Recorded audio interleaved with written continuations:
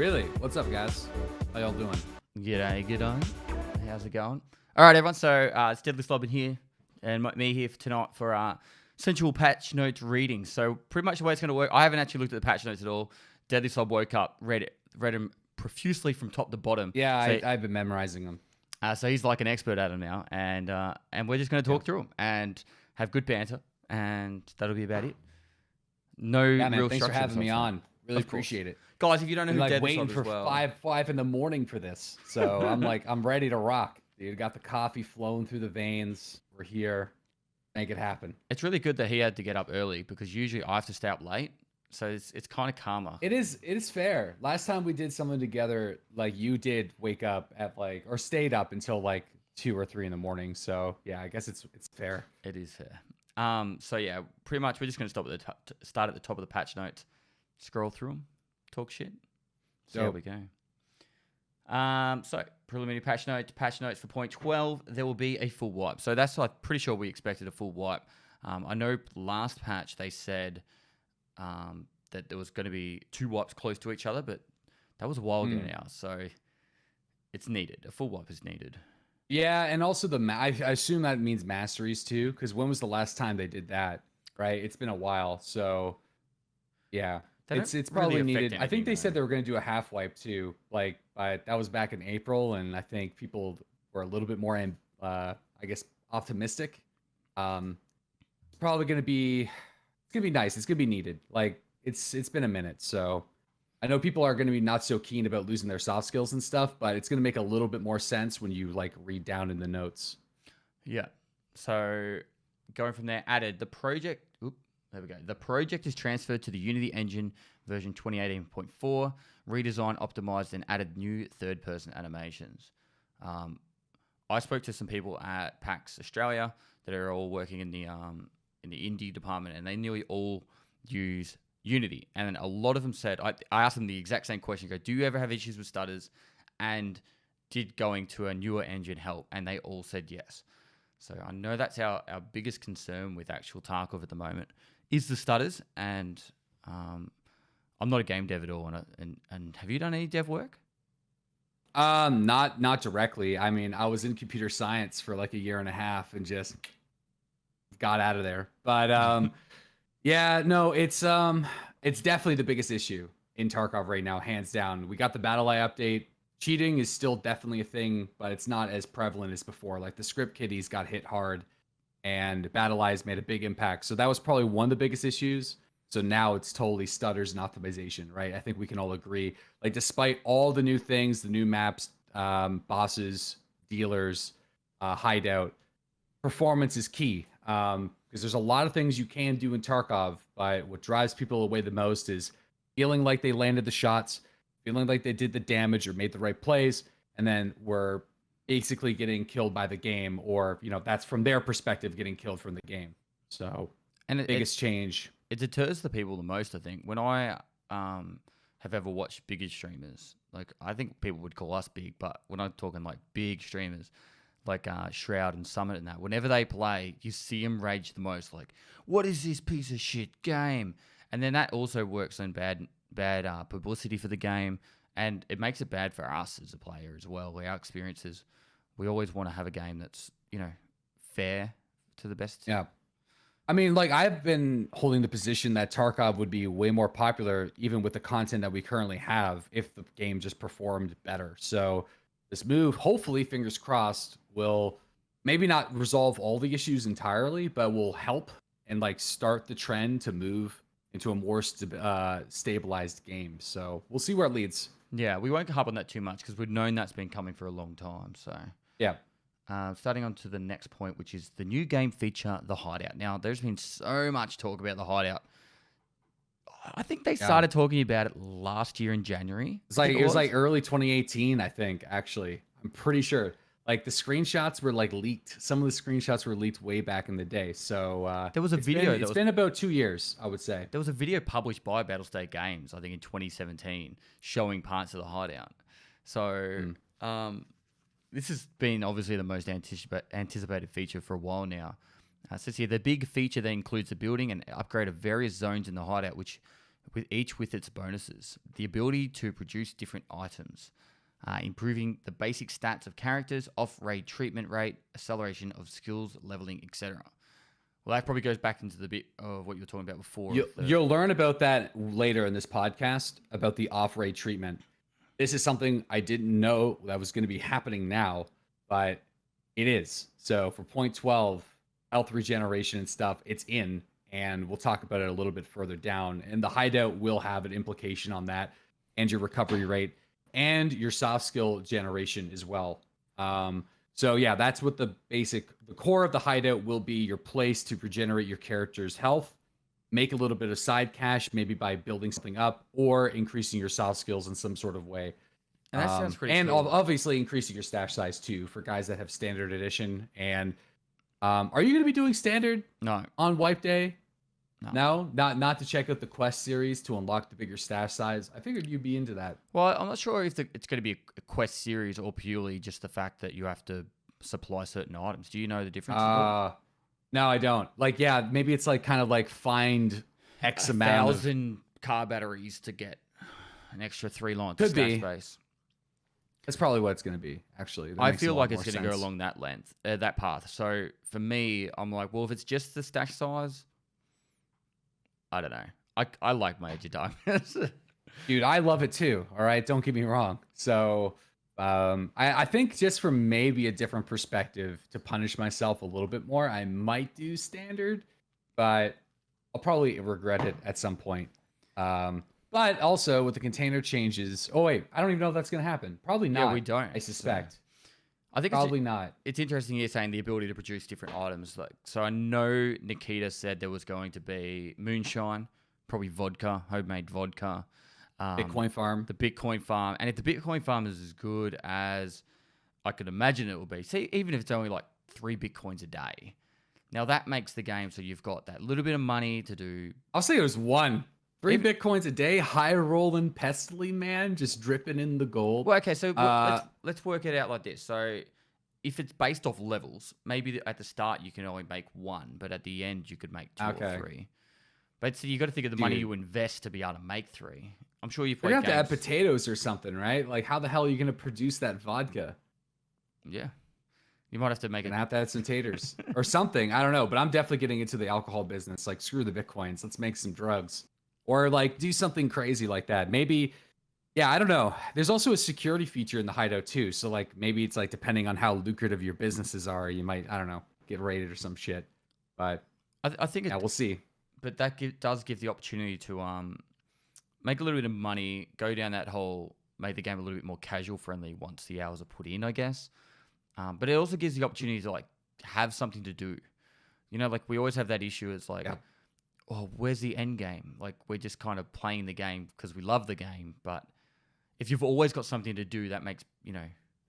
Yeah, you pretty much have like daily quests or like a routine. Yep. You essentially have like a routine where you have to go and get consumable items for your hideout's stability. Like if you were to like log out for a couple days, then like the production on your hideout would stop and cease, including your character's like regeneration and skill generation. So yeah, I think the hideout will be the purpose to drive people back to the game like continually. So we'll see how it goes, especially in its first iteration. Yeah, and it, like it says here, the ability to increase the size of stash if you do not have the EOD version of the game with the maximum stash size. So for me, it does come down to, do you want to go standard account or Edge of Darkness straight off the bat? I really like the fact that the game's moving more towards the fact that Edge of Darkness is not pay to win, it's pay for a head start. I really like that. And it's been something I've been hoping that was happening for a long time now. Man, I don't know. That MBSS That was a really video. gets you going right on customs in your first couple raids. I don't know about that, my dude. But no, I think the biggest thing, I think the thing that people always overlook when it comes to standard versus EOD, it's the reputation. Like that ability to get like class 3 traders a little bit, like a day or two ahead of other people. Like if you're not into racing, or like if you're not like you, basically, or like I level like reasonably quick for a solo guy too, but you know what I mean? Like we're getting like level 3 traders much quicker than other people. So I think that's almost going to be like a bigger thing, like for EOD guys. Like a lot of people in the community, this is not really related to the patch notes, so I'll kind of keep it brief. But with the container changes, they're like, what's even the point of EOD at that point? If you remove the ability to really have an ease of access to your container. But yeah, that reputation gain, especially after a wipe, is massive. It does help you with Peacekeeper a lot as well, getting Peacekeeper 3 Yeah, and 4. mainly Peacekeeper. I think that's the biggest one. Yeah. Biggest one. All right, let's move down to the next one. Next bit. So new Here it functionality is. off raid treatment. So now the character retains health status after raid. Health, energy, hydration now regenerate when out of raid. You could use... Do I need a bit more for that? I think I do. You can use food, water, and first aid kits to instantly restore the character's condition when out of raid. So I think that's going to be really interesting, dude. Because what happens when you die? That's going to be the first question. Right, next one. Read the next part. I'll read the next part. After death, character's health is restored to 30% and begins to regenerate at a rate determined by the various improvements in the hideout. That's pretty sick. Boom. I like that. Yeah, not bad. So now Tashanka, lunchboxes, stuff like that might have a purpose to take if you find them. You're like, I have a little bit like less food. Like you're gonna have to monitor your energy levels too. And like, what implication does energy have on your character's performance? I actually don't know that question. Like, will it have one? Or will it just sort of drain, and once it gets to 0, it will have negative implications? Like, what if having like lower energy like fucks up your stamina a bit? Like that'd be weird. Like you go into a raid because you can't afford we're in the first couple weeks, we're doing these crazy raids, right? We're getting after the missions, we're doing the tasks, you're trying to be efficient. There'll be moments where you're like, well, I guess I'm going into the raid at like 60% health. Like those sort of decisions are now going to get introduced to the game. Or if you're somebody who's struggling with money or being frugal with your money, then you have to make tough decisions about going in with different rates and looking in the raid for your food and water rather than purchasing it from your dealers. So that adds a little bit more of a survival aspect to it too. But again, to my knowledge, the only implications that food and water have are when they're at 0. So if you go into a raid at like 40% for both, and you'll probably will be able to make it out your raid just fine, right? Well, I don't know. Okay, so there's two issues I have with this, but I'm hoping that they've thought of it, and I'm sure they probably have. This really hinders the people that don't make much money in raids, because, for example, if you're rolling in cash, you can just use your meds, top up, done. You're back into another raid, so it's not that big a deal. But if you're actually really struggling with money, that's going to become an issue. The other side is it going to make it so you literally just go, oh, my scav raid's up. I go into a raid, you go factory, and you instantly just extract with all the gear on your scav, sell that, you got your money to pay for your meds and healing, which kind of negates the whole purpose of it. I don't really want it to become like a mobile game. Like, I have to wait 15 minutes now before I can run my PMC. You know, maybe that's where your 3 Bitcoins are coming in. Maybe. Well, it's only 3 Bitcoins a day. I can't believe you were so shocked by that.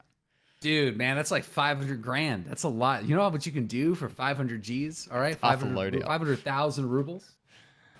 But it does say here that you can upgrade. So it's like regenerate at a rate determined by the various improvements in the hideout. So obviously it'll start quite slow. What if your regeneration rate is much faster than we assume, and then you do that scav raid for like 10 minutes, and you come back out and your dude's fine? Then is there any point to having out of raid healing? I don't know, man. I don't know. Maybe not. Maybe not. But we'll see. Maybe. Well, listen. I don't think finding food and water is that bad of an idea. It's just, it's gonna get expensive. But by the end of a wipe, people have like hundreds of millions of rubles usually, except for me. Yeah, so money. You know what I mean? Like money things are great. Like there needs to be more like money dumps anyway in the game, and I get that people are like, "Oh, I'm poor," but I feel like anybody that's like an intermediate level or above, like someone who's got like over 50 to 100 hours in the game in general, they have ways of making money, and typically there needs to be slightly more money sinks to put like more pressure on the characters to give the characters more things to do, right? Like that we were talking about earlier. You want objectives to complete, you want things to accomplish, and this is a money sink, so it might push people to do more raids with a purpose rather than just PvPing all the time, which is fine, but you know what I mean. Yeah, I do. All right, so that was actually the end of the hideout, which is a lot less than I thought it would actually say about it. New functionality, weapon presets. So, Big. ability to create weapon presets from any parts that are known to your character. Ability to quickly find and purchase missing parts for assembly of custom presets. There's a missing dot point there. I'm sure there's probably something written there in, like, I don't know, a language we don't know. But there is a video on this. I've actually got up on my YouTube channel. It was during one of the podcasts I was in with Nikita a while ago now. They developed this actually back in December last year, I think it was. It is amazing how quickly you're going to be able to put weapons together and save them. And there is a button up the top over there somewhere where it says like upload or export build. So I'd be like, hey, Deadly, here's all the codes for the gunsmith tars. And you're going to be able to share that, or your meme builds and that. I'm really excited. This is one of my favorite that's things. actually a really good. Oh wait, so it's like it basically writes it in a bit of a script format that you can share with your buds. Yeah, so you can just share your codes to your mates. And that's really sweet. This is I like that this a is lot. my favorite M4. This is my, this is my. Or this is like the Pestily M4, or like everyone could have their like unique build that people could run. Like I always run like a mixture of a weird C7, which is like a Colt Canada, like with like an olive drab. That's if I'm pronouncing that correctly. So I could have like that type of weapon and basically save the preset and have these really interesting, unique builds. Yeah, I love that. That's a sick idea. Apparently someone's saying that we're looking at the older version and there's a newer version released, which I find kind of weird. No, the preliminary patch notes that we're reading came out 57 minutes ago from Nikita himself. So we're good. Oh, the one I'm reading is on Reddit though. Just let me. I'm reading it on Reddit. I'll refresh to make sure. Or I mean, I have it in a Google Drive because I'm taking notes. Right. Notes. There we go. It's the updated one. Cool.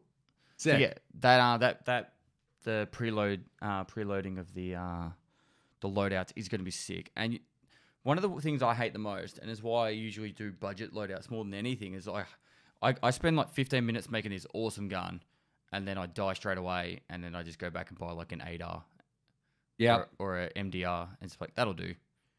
It's weird, man. Like I'm the type of guy that will like spend that much time building a gun, get smoked, and then use the budget kit and do great. Yeah, like I don't know if that's some level of like internal gear fear or some weird shit that's going on, but probably overconfidence when you're geared.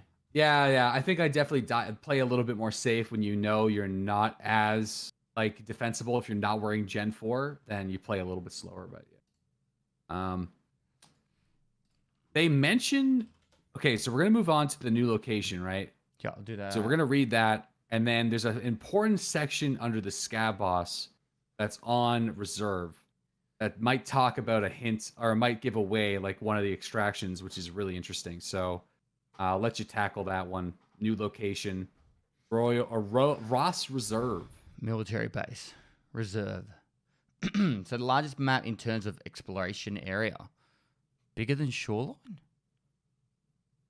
Or maybe it's got more levels? Square feet. Yeah. You know what I'm saying? Yeah. So you can go maybe up. It's got more levels. The buildings have like 6 floors high or something like that. New exfiltration mechanics. The stationary 12.7mm heavy machine gun, NSV Ute. So that's obviously car mounted, I'm guessing. And then the stationary 30mm automatic grenade launcher, the AGS 30. 30mm. We'll scroll down touch. New constraints on location, snipers and minefields, unique loot, Scav Boss, Glukar, Glukar with his special tactics. All right, we'll start at the top. So this is obviously probably the most biggest addition for content for us, because obviously the hideout is something for us to do, but we're not going to be like, let's spend our evening in the hideout, So, well, we're good. Yeah, we're good. No, definitely. I think, especially when they're experimenting with new ideas, because I think they mentioned something about a train lower in the patch notes. Yes. So, which is fucking crazy. Like waiting for this insane train that like maybe triggers the Scat Boss in a weird way. And also having like the mounted machine. Like I'm not a big fan. I don't think the players are going to be using these heavy machine guns all that much unless they chew through walls. Like let's say some dude's hiding in like in a room and you don't want to breach it, and you see the machine gun that's in line of sight, then you use it to chew up the room and possibly kill him. But I don't feel see him like punching maybe walls. I don't see it happening. you don't see it happen. It happens already. Like if you have a guy in customs and they're in one of the rooms, like say they're hiding in march room, you can go, or not march room, but let's say you're hiding in like 303, you can actually shoot through those walls. A lot of people don't know that. Like you sacrifice a little penetration rating, but you can already shoot through the walls. So I feel like a 12.7 heavy machine gun should be able to do it. Yep. But yeah, I think like nobody wants to be sitting on a turret and get sniped in the head. It'll Like be the there's a easiest reason to why kill. stationary As soon as you turrets. hear it shooting, you just be like, Oh, yeah. we go here, we shoot him, he dies. I've got the Boom. best angle So- on that. And it's like, yeah, you go to it every time. Yeah, video games, stationary weaponry is very difficult in video games, and I think the only game that's really done it well is probably Squad, and even Squad, it's not the greatest place to be. You got to be moving. So, yeah, definitely the scavengers. They're going to be on it. It's probably going to mess you up a little bit, but I don't know about the grenade launcher though. That might be messed up. I don't remember any. Like I started playing, I think it was patch 0.3, which is just after it came out of alpha. I know Ghost Freak and Slash always spoke about as soon as grenade launchers were used, it would crash servers. I don't know Yep. if you I used experienced it. that. Yeah, I did. You used to be able to find one in the factory. There used to be a gun that would spawn with every attachment, and an underbarrel grenade launcher on the AK, and you pull the trigger, it shoots, explodes, and then the server would crash. So, but that's been a while. That was like January, February 2017. So maybe they got it, or for the short term, they might just have smokes or something weird like that, just to kind of, yeah, you know what I mean. Could be. But minefields are messed up. I Yeah. wasn't expecting that. So I think that's going to be towards the extracts.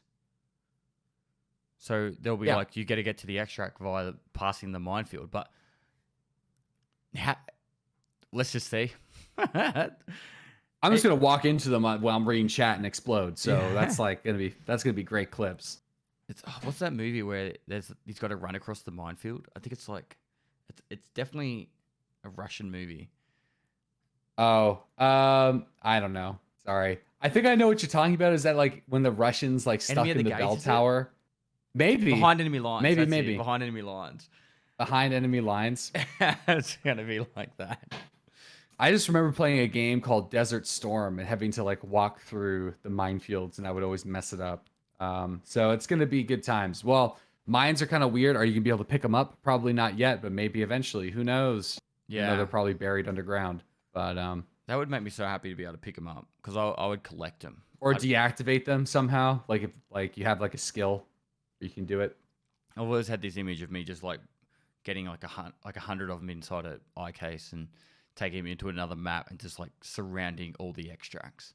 You would do really well in DayZ. Has anybody ever taught you that or told you that? No, Like, I used to play DayZ ages ago, but yeah. not for a long time.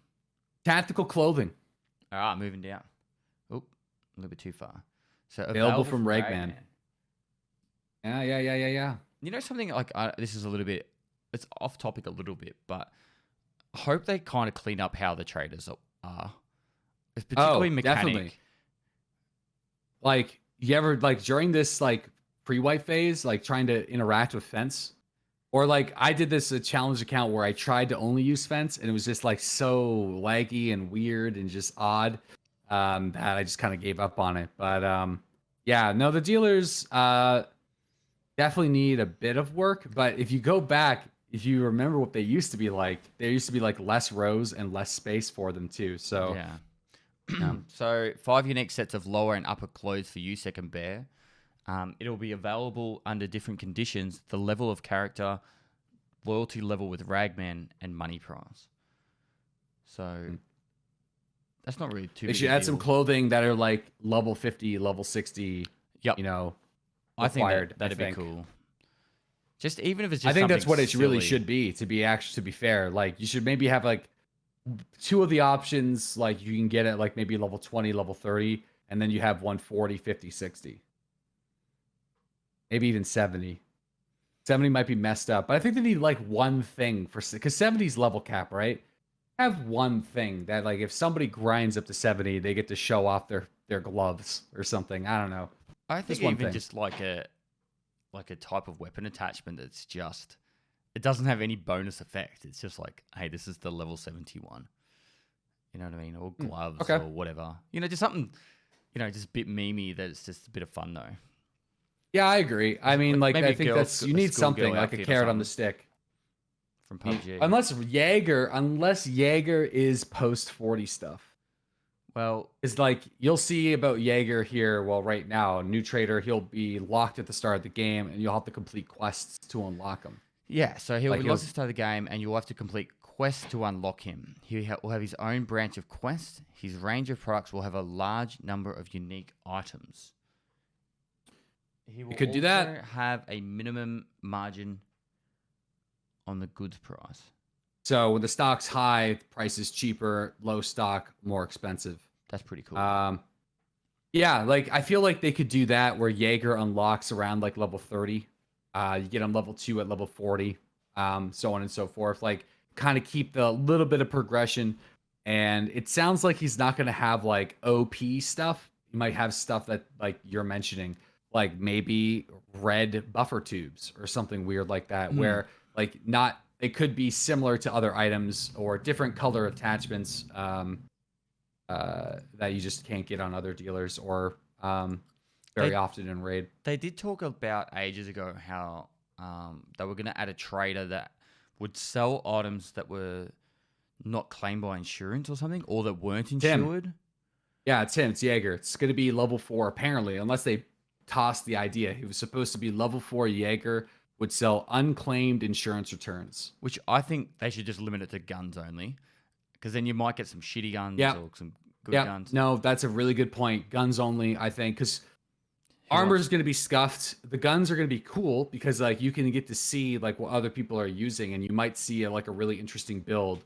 Or even have it in a like a weird Geed situation from Diablo 2. Like I bring this up all the time in my stream where you can see the gun, you can see kind of what it's like, but it's sort of like question marked. I think You don't know about exactly. this at some point too.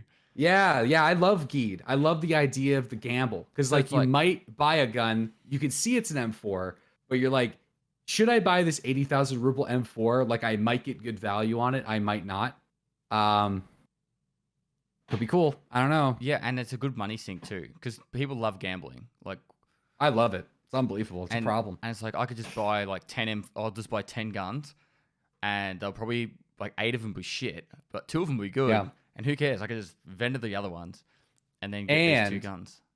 All you guys that do viewer loadouts, just buy a random gun from Jaeger and then rock it. You know, like it's might be fun. So unclaimed insurance returns, it'd be hilarious if you could just kind of understand what the gun is without totally knowing what attachments are on it.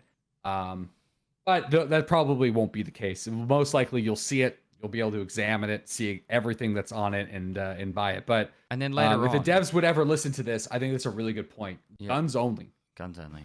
And then later on, if the game starts to go to shit, they could just change it into a microtransaction. You pay $1 and get a gun. I've been saying this for years.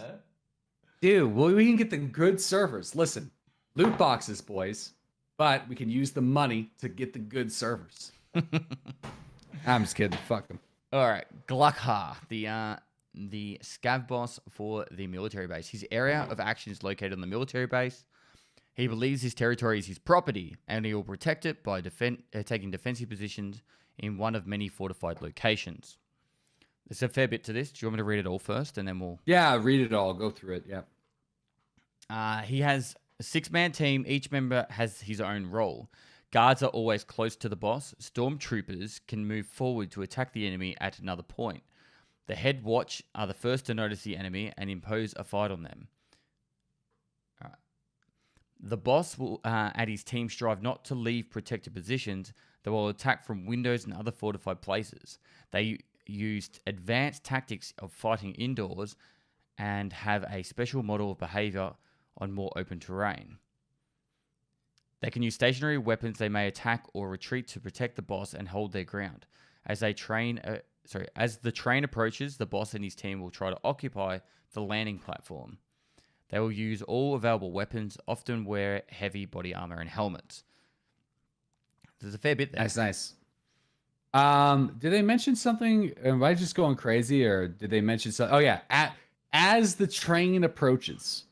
So I'm assuming you'll be either it's going to be kind of like Gears of War. Does anybody remember that map where the train would just like periodically show up? So maybe the train is not something that the player triggers, but at a certain time on the map, the train will appear. I kind of and like that players will idea choose better than actually of like the train it. just like coming at a time rather than players choosing. Yeah, no, that would make way more sense and add a crazy dynamic. Like PMC groups or individuals would be trying to extract through the train all at the same time. And I hope that's not the only way to get out, but it'd be insane. I know there's going to be many other ways, but there was an image that showed 5 extracts, I think, for Millbank. I think it was 4 or 5 extracts. But I do like that idea, like you just said, anything that drives people to the same location. So, for example, the train rocking up randomly, then everyone's like, shit. Someone's either trying to, or someone will be trying to use that to extract. I don't know if anyone's played the new season of Apex Legends, but in season 3 of Apex Legends, they've got a train and they've got epic loot on it. It's like one of the best loots in the game are in there. So you can even just chuck some of the good loot on the train as well. So it's like that little bonus on the way out, just to drive people there even more, and then dragging people into focal points to entice action, which is fun. Yeah, no, I agree. So that's pretty exciting. And yeah, it's going to be difficult to really comment on the positioning, movement, and how you interact with the guards without actually playing it. We could probably speculate on it a lot, but until we actually see how they interact, like, the scab bosses that we already deal with, like Killa and Dealmaker, and the guards there, like, it can be a little wonky. So we'll see how the advanced tactics play out. But I'm definitely interested and intrigued for sure. If they're just constantly maybe you might even have a relocating- reason to snipe. Have you had issues with the raiders or the scavs sometimes? They'll be behind a wall, but their gun will be shoved through it, and then they'll shoot you through the wall. When they're standing normally right on a corner. I hope, like, that's probably like going to be an issue when the scav boss. Yeah, it's going to be important to see if they're balanced through tactics and movement, or through their invisible, like, psychic knowledge of player movement and activity. Because, like, one of the biggest reasons why scav guards and raiders are so challenging is because they have access to information that they otherwise shouldn't have. Like, they know when you're going to loot, they know when you're in the area, they know when you're being covert and when you're being aggressive, regardless of contacts. They know where you are behind walls and in different buildings. They know when you're reloading. So all that information makes them challenging, but not necessarily for fair reasons. So it's going to be interesting to see how these guys fare. Like, maybe their tactics will be impressive enough to be challenging, rather than relying on those psychic abilities. Aimbot abilities. You know what I mean? Yeah, so actually, I brought this up a fair while ago with a fair few people saying, in my opinion, the better way to make a game more difficult isn't actually just say, on that slider saying, make the scav boss shoot more accurately and, full auto burst that always hit like a pinpoint laser. So, for example, the tagged and curse, all that kind of stuff that they've added to the game. So when you kill a scav, 3 other scavs go like, hang on, I just heard shots over there and a scav die. 3 scavs start running into that direction and trying to help out in that area. And then giving more importance to looting quickly, or, issues that could come with, other scavs coming from directions you're not ready for. So I think if they can make the scav boss and his minions work in that way, instead of just making them super OP in challenging from shooting really accurately and reaction times. I want to say it's placeholder for all of it. Like, it's important to make sure the game remains challenging, and sometimes it might be easier to just give these scavengers like these unfair advantages just for the sake of temporary challenge. So I think that's kind of what's been going on, especially with like Killa and stuff. But Killa has this weird thing. Well, all scavengers suffer from the same thing, but you experience it on Killa the most, where you shoot and apply damage. If the damage is being applied, then the returned fire is halted or like dispersed. And that's with like Killa. most scavs. Yeah, you can basically just like continually shoot him without taking damage. So like there are ways around it. There's like weird quirks with the scavs, but I think by and large, people would prefer what you're suggesting, like a more tactical challenge rather than like a laser aimbot challenge. But again, that's just comes down to like I think coding and development time, and whenever they make the scavs easier, we all complain. I know that might be tough. Like everyone's going to be complaining about the scavs being too difficult when the patch drops because no one's got body armor on. You're going to be able to get one tapped by a Taz. But in a couple weeks after that, people will stop complaining. So we want a challenge, but we want it to feel fair. Yeah. And I'm hoping with what they've said about how he's going to be going, they're going to be using windows and moving through buildings. That sounds really good to me. Like that's along the right Also, path. an important point I didn't read. They use the scav. I guess his team, the Glukar's team, can use all available weapons, which is cool. Something I want to see like with other different scavengers and raiders and stuff. So it'd be neat to see like, oh, this guy's got like this weird tricked out AS Val, or this guy's using a strange MP7. Like these weird randomized variants of guns to just kind of, I don't know, make things a little bit more interesting and make looting a bit more exciting. All right, we'll move on to the next boss. Being you can call this guy's name Shturman. Shturman. I got no idea. All right, he operates in the area of a sawmill on woods. Strumman. I'm he's- assuming it's Strumman. I think it's Strumman. Do you reckon there's going to be changes to the size of woods if it's the sawmill, or is this the lumber mill that we already know of? Operates the areas of the sawmill. I think the sawmill is where we're at. Yeah. All right, so he has a common funded stash with valuables. He usually keeps the key to himself. Oh, that's cool. A common funded stash. I wonder what that means. Well, it could be mistranslated. Who knows? He prefers covert tactics, tries to attack from a distance, from cover, outplays the opponents by taking a better environment. Let's players get closer into the distance of effective fire. I think that means get further from him. Yeah. So he can get better effective fire. Yeah. Or a better like line of sight. Two guards, and the boss and his guards are both using long range weapons, and the image is SVD. So it could be brutal. It'd be cool if we got some. I always think if the suppressor for the SVD would be cool to have it on the woods boss instead of available from a trader. But yeah, we'll see. So to my understanding, his name actually translates to either navigator or something to do with being a pilot. Or something to do with the plane. So when the plane crashed and he was a navigator from the plane crash, this is the theories I've heard. Yo, that's where the founded stashes or the funded stashes could be in the plane. Could finally have a purpose for the plane where you go and get the key and then you unlock the stash in the plane. That'd be super dope if they did it that way. I don't know if they will, but chat is spamming that the fact that the common funded stash is insurance items apparently. So it'd be cool if it was insurance items that he grabbed after killing a player. Like it's like they kept track of like how many people he's killed, and then like we'll put the insured items. Like if you get killed by Scav Boss and your gear is insured, then you lose out on the insurance, and he puts the gear in the box. It'd be funny. I don't know if that's a lot of work though, so I don't know if they would do it, but yeah, we'll see. We'll see. I really like the idea of a scav boss on woods, though. It just needs that little bit of a perk to that map. I love woods, so I think this is going to be a great addition. Yeah, it's like I think a lot of people that come from like a lot of DayZ woodland PvP, woods just holds a special place in your heart for like a little bit more of a distance fight, landing some crazy shots, doing some good maneuvers. So it's cool to see that the boss on this map is doing that too. Prefers covert tactics, attacks from a distance, outplays the opponents by taking better positioning. That's essentially what Woods PvP is and why so many people like it. So yeah, there's change I'd like to see to Woods. It's just the fog reduced by like 50%. Yep. Just so I think that might be contributed to time of day, which I'm okay with. Like if it's like 6 a.m, foggy. But if it's like noontime and then after that, no fog. But I think it works in reverse, where it's like the sun comes up, there's like no fog at all, and then when the sun's going down, it's like you could barely see across the map. Like, but yeah, if maps had reduced fog, you'd be able to snipe from like position to position across the lake, which I know a lot of people, including myself, and I'm assuming you've landed shots. It's Considering hard. how much we play, it's hard, but when you do it, it's awesome. Yeah. So it would be cool to see that.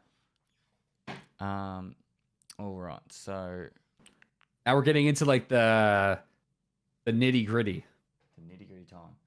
Now, if someone in Stash, sorry, I mean someone in chat has the new updated patch notes, just give me a link and I'll move to the new ones. Is there new ones? I mean, they just added it an hour ago. Yeah, apparently they updated There's it new ones. 20 minutes ago, New. which I don't see on Reddit. Yo, we're reading old news. We're reading old news. Oh, there it was. It was updated 20 minutes ago, but I think all they did was reformat the post. I'm pretty sure they just reformatted the post. Is that the Reddit one? The Reddit one. Yep. They literally, that's all that happened. Maybe they added more like little, let's see. I'm just going to copy and paste here just to be sure, but I'm pretty sure it's the same. I'll let you know in just a second. I'll just put this across to here. And then scroll down again. It's the same. It's the same. It's just like a different format. So we're good. Cool. All right. So added over 160 weapon parts and modules, which is sick. A lot. We know there's going to be the 5.7, the P90, and the Ash 12.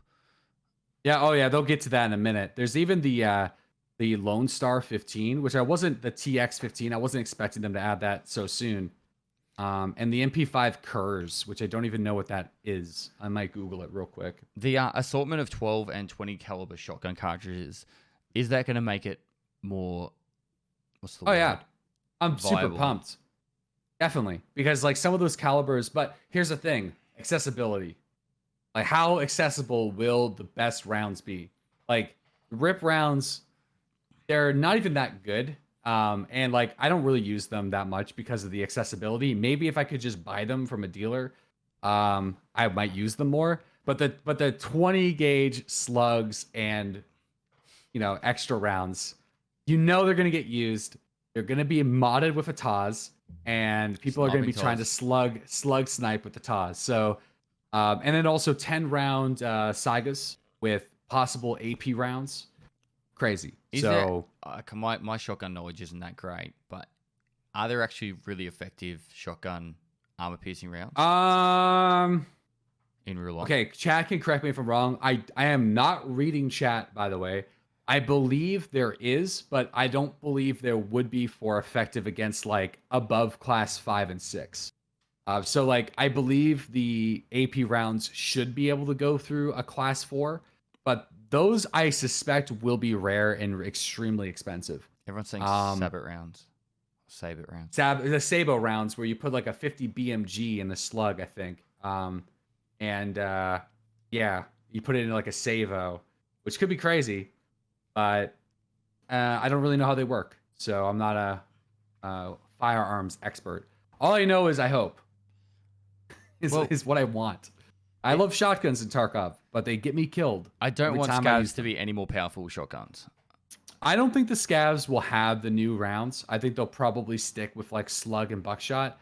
It'd be cool if they had like a slight mixture of it. But there's also going to be, I believe, like flechette and stuff. So shotguns need a bit of a buff through ammo. So even if it's just giving us a better probability of puncturing class 3 with a chance of class 4, I'd be happy. Like a 50 to 60% chance to pen a class 4 helmet with a shotgun round would be dope.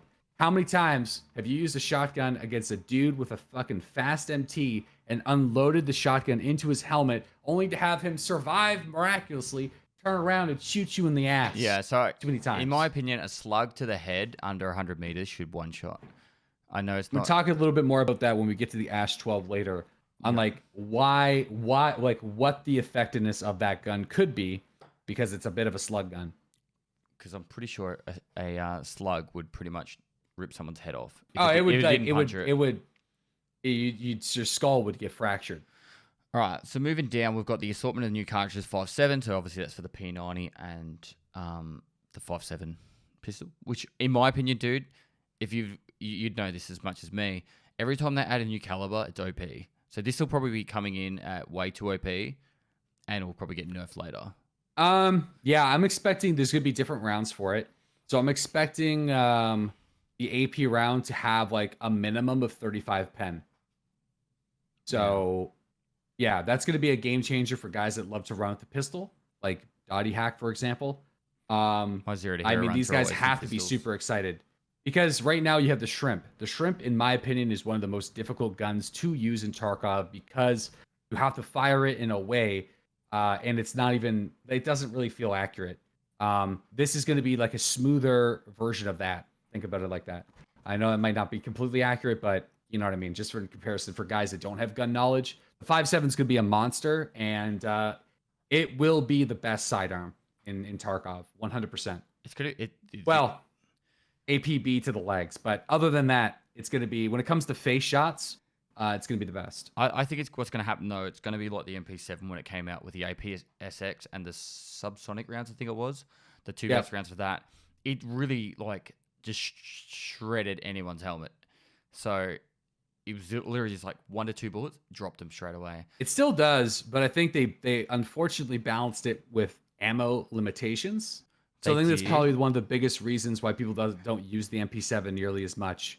Like it definitely still shreds. It's just you can only use it like 2 raids before you're forced to buy it from someone on the flea market for double the price. They dropped the pen by about 10 as well on the APSX. Yeah, I think it still has like it's pretty good still. 40 or 38 or something like that, or like I can't remember, but it's still good. It's good enough. I think it's going to be sitting like the 5.7 will sit probably just above that, I'd imagine. And it's gonna be interesting. Yeah, it's gonna be really interesting. Especially for pistol players. It says new equipment, but it doesn't like specify that much. That could be just like rigs and body armor. I don't know if it actually talks about the change later on, but they're changing the. Oh, my brain's not working. The AVS rig is now going to be. Yeah, they don't. I don't know if they mentioned that in these notes. Believe it or not, I saw it on Instagram. I didn't see it. So the AVS. Yeah, it's on Instagram. I think they must have forgot it because like I quickly went through these notes and I didn't see it. But for those that don't know what we're talking about, BlackRock and AVS have expanded size capacity, but the AVS is armored. The BlackRock is not. We can only assume BlackRock high mobility, low ergo cost. AVS mobility hit, ergo loss. So I'm being told it's in the patch notes. So is it? I just didn't see it yet. All right, so new mechanics of treatment of blacked body parts with surgical kits. That's going to be really cool. I'm pretty sure Nikita said at some point during a podcast that if you get, say, a blacked out, let's go with arm, when you use a surgical kit on it, it'll be like 33% less from max. When you heal, so you might only be able to repair it, I guess you call it, fix it couple of times, and then you just wouldn't have any purpose. It'd be already blacked out permanently. So it's going to cap the max health on those limbs that do get blacked out. But it will be so there'll be like a capped max and diminishing returns, yeah, basically. Yeah. That's cool, I guess. I'm like, listen, I have the unpopular opinion where I feel like the surgery kit should have only been able to be used by another player on yourself, kind of like blood bags from DayZ. But hey, we got a lot of solo players, so including myself. Like I primarily play solo, so the surgical kit's going to be cool, and I'm definitely going to be using it a lot. But I think that was a missed opportunity to get some sort of like player interaction amongst each other and have a purpose to have a medic in your squad. It's going to be one of those things that, you know, when you get legged straight away, you can just be like, well, now I can use my surgical kit. I don't know how big it's going to be. I hope it's the same size as a Grizzly. That's where I'm sitting with it. I think it's going to be a Grizzle or like a 3x2. You know what I mean? Yeah. But it's probably going to be a Grizzly. Something like 2x2 or 3x2. Anything smaller than that, it's OP. It's too much. Yep. And I was thinking this morning, if they did decide to do the container change, surgical kit would be in there because if it's anything's inside your container, you can like have ammo in there and reload your magazines. You can have meds and then drag it to your health bar. So if they did do that change, the surgical kit would probably be in your secured container. And if they did the change, Grizzlies too. So Yeah. I like the sound of the surgical kit. Just I hope it's just balanced out by how big it is. The thermal imaging device T7. I think this is like a RMR.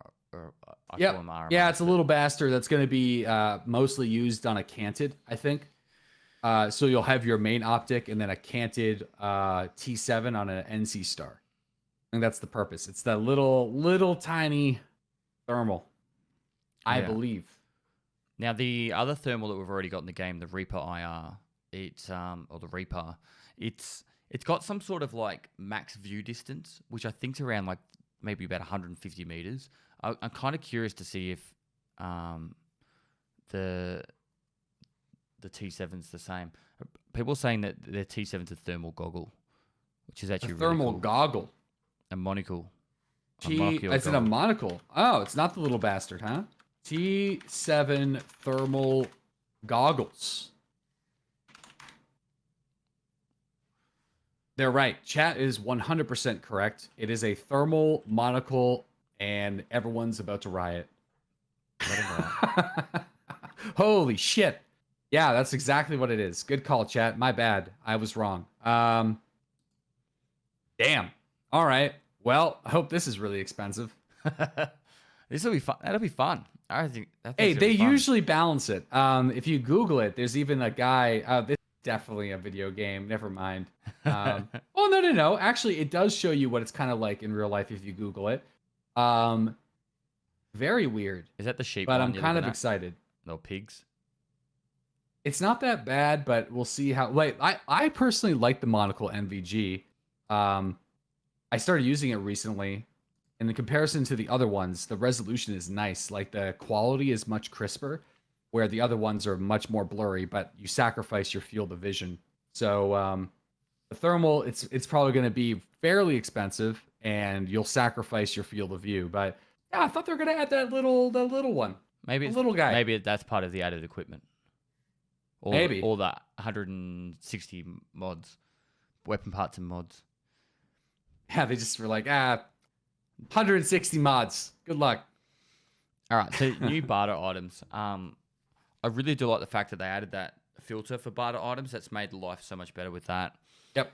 I know some people saying earlier that they're actually going to remove the traders, and you're just going to be using the flea market to buy through traders. I don't know if that's going to be true, but it's going to be quite difficult. It's talked about a few years ago. I doubt it. But I think what could happen is base items would be on different dealers. Really rare, interesting mods would be found and sold on the flea market for ridiculous prices. But I think for the way the game functions right now, it's probably not a good time for that. So, but I'm a big fan of bartering. I think anybody who does like a version of hardcore of some kind, you know that bartering, you can just play the game just by bartering. So I like it, and I'm interested to see what they added. It's fun. I think it's fun too, and it gives you purpose. It gives you objectives in the game, and sometimes you can get really good value. Not all the time, but sometimes there's some good value. New consumable item type, alcohol. So we spoke about this before. Do you think it's going to have like an effect that's going to be damage dampening? Just get hammered. Luck. 5% damage reduction at the loss of the of your mobility. You just don't know when you're running. 10% chance to luck. So you're gonna have like. It's definitely gonna be a stim of some kind. What exactly it does, I don't know. But do you reckon this you is can bet your ass I'm gonna be item? hammered in a lot of raids. Slush Puppy streamer item. Slush Puppy will only use alcohol as all the medical items. Yep, and then it just pass who needs out. their surgical kit when you just get smashed? You know, you just pass out in raid. Yeah, and they get banned from Tarkov. Yeah. New fracture sound effects. New fracture sound effects. So that's obviously going to be crunchy. It's just going to be they probably just recorded me screaming, and that's it. All right. Big boy though. The big one's next. Ash 12, FMP 90, M9A3, FN57, TX 15, which is like the Lone Star 15, MP5 Kurs. So I just did a quick Google on the MP5 Kurs. It's just like a different variant, obviously, on the MP5. It's the MP5. But Ash 12. I guess we'll start with that one, right? Thoughts? I think Nikita said it was something around 100 damage, but low pen. 30 pen. Right? So like if you want to use the Ash 12 right now, use a Saiga 10 round magazines with slugs. But here's the thing. The one thing they could do with this gun is armor damage. So instead of doing what a lot of the other guns are, which is having high AP value, this thing could like destroy armor nearly as quick as a good armor piercing weapon. So it might not have the greatest penetration rating, but it might rock and destroy the armor. So I don't know. Hits a killer helmet. The first shot will destroy the helmet. The second shot will kill them. Yeah, they're like 2 or 3. Yeah, something like that. I don't know if that's how it's going to work, by the way. It's probably not how it's going to work. Let me be fair. But that's how it could work in the future if they wanted to have a purpose for these types of weapons. Because I think the Ash 12, super hyped by a lot of people because it's a new gun, but I predict it not getting used very often because of the low pen ratings, because it's not a true 50 caliber weapon. It is a slug gun, more or less. So you need to remember that.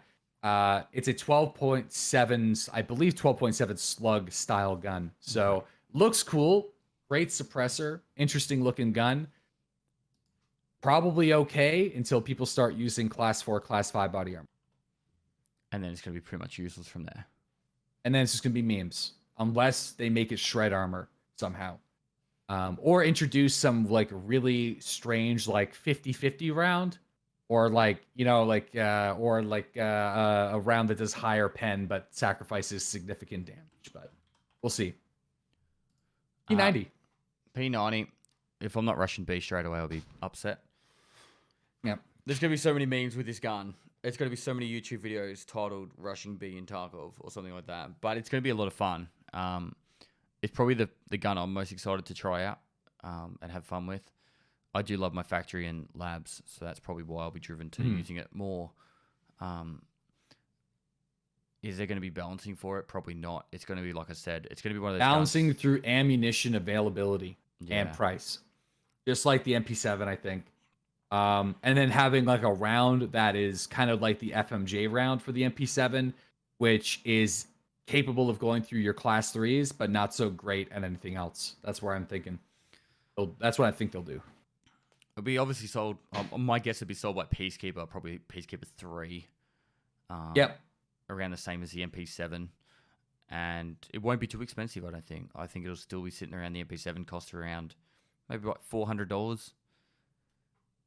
If we're gonna play the speculative guessing game, which I am a big fan of. I like seeing. I'm gonna say it's gonna be 650 bones. Ooh, I'm gonna get 430 from Peacekeeper, just over level 3. Or for the memes, it might be 420. 420. Fuck, that's exactly how much it's gonna cost, man. Yeah. I didn't even think I wasn't that witty. That's what it's gonna be, guaranteed. M9A3. That's the Beretta pistol, isn't it? Beretta. Is this a 9mm? Yeah. It's gonna be cool.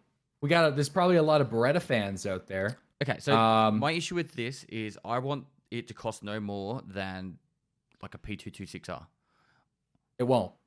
You know, like. In fact, I bet you this shit's gonna be cheaper. I think it's gonna be around the cost of a TT. But you remember when the Glock came out? They just straight away put it out at like 300 euros, and it's like, why am I paying 40k for a? I think it should be worth 9,000 rubles. Yeah, it should be cheap. Yep. 9,000 rubles. You're gonna be able to put a suppressor on it. Other mods will most likely be limited.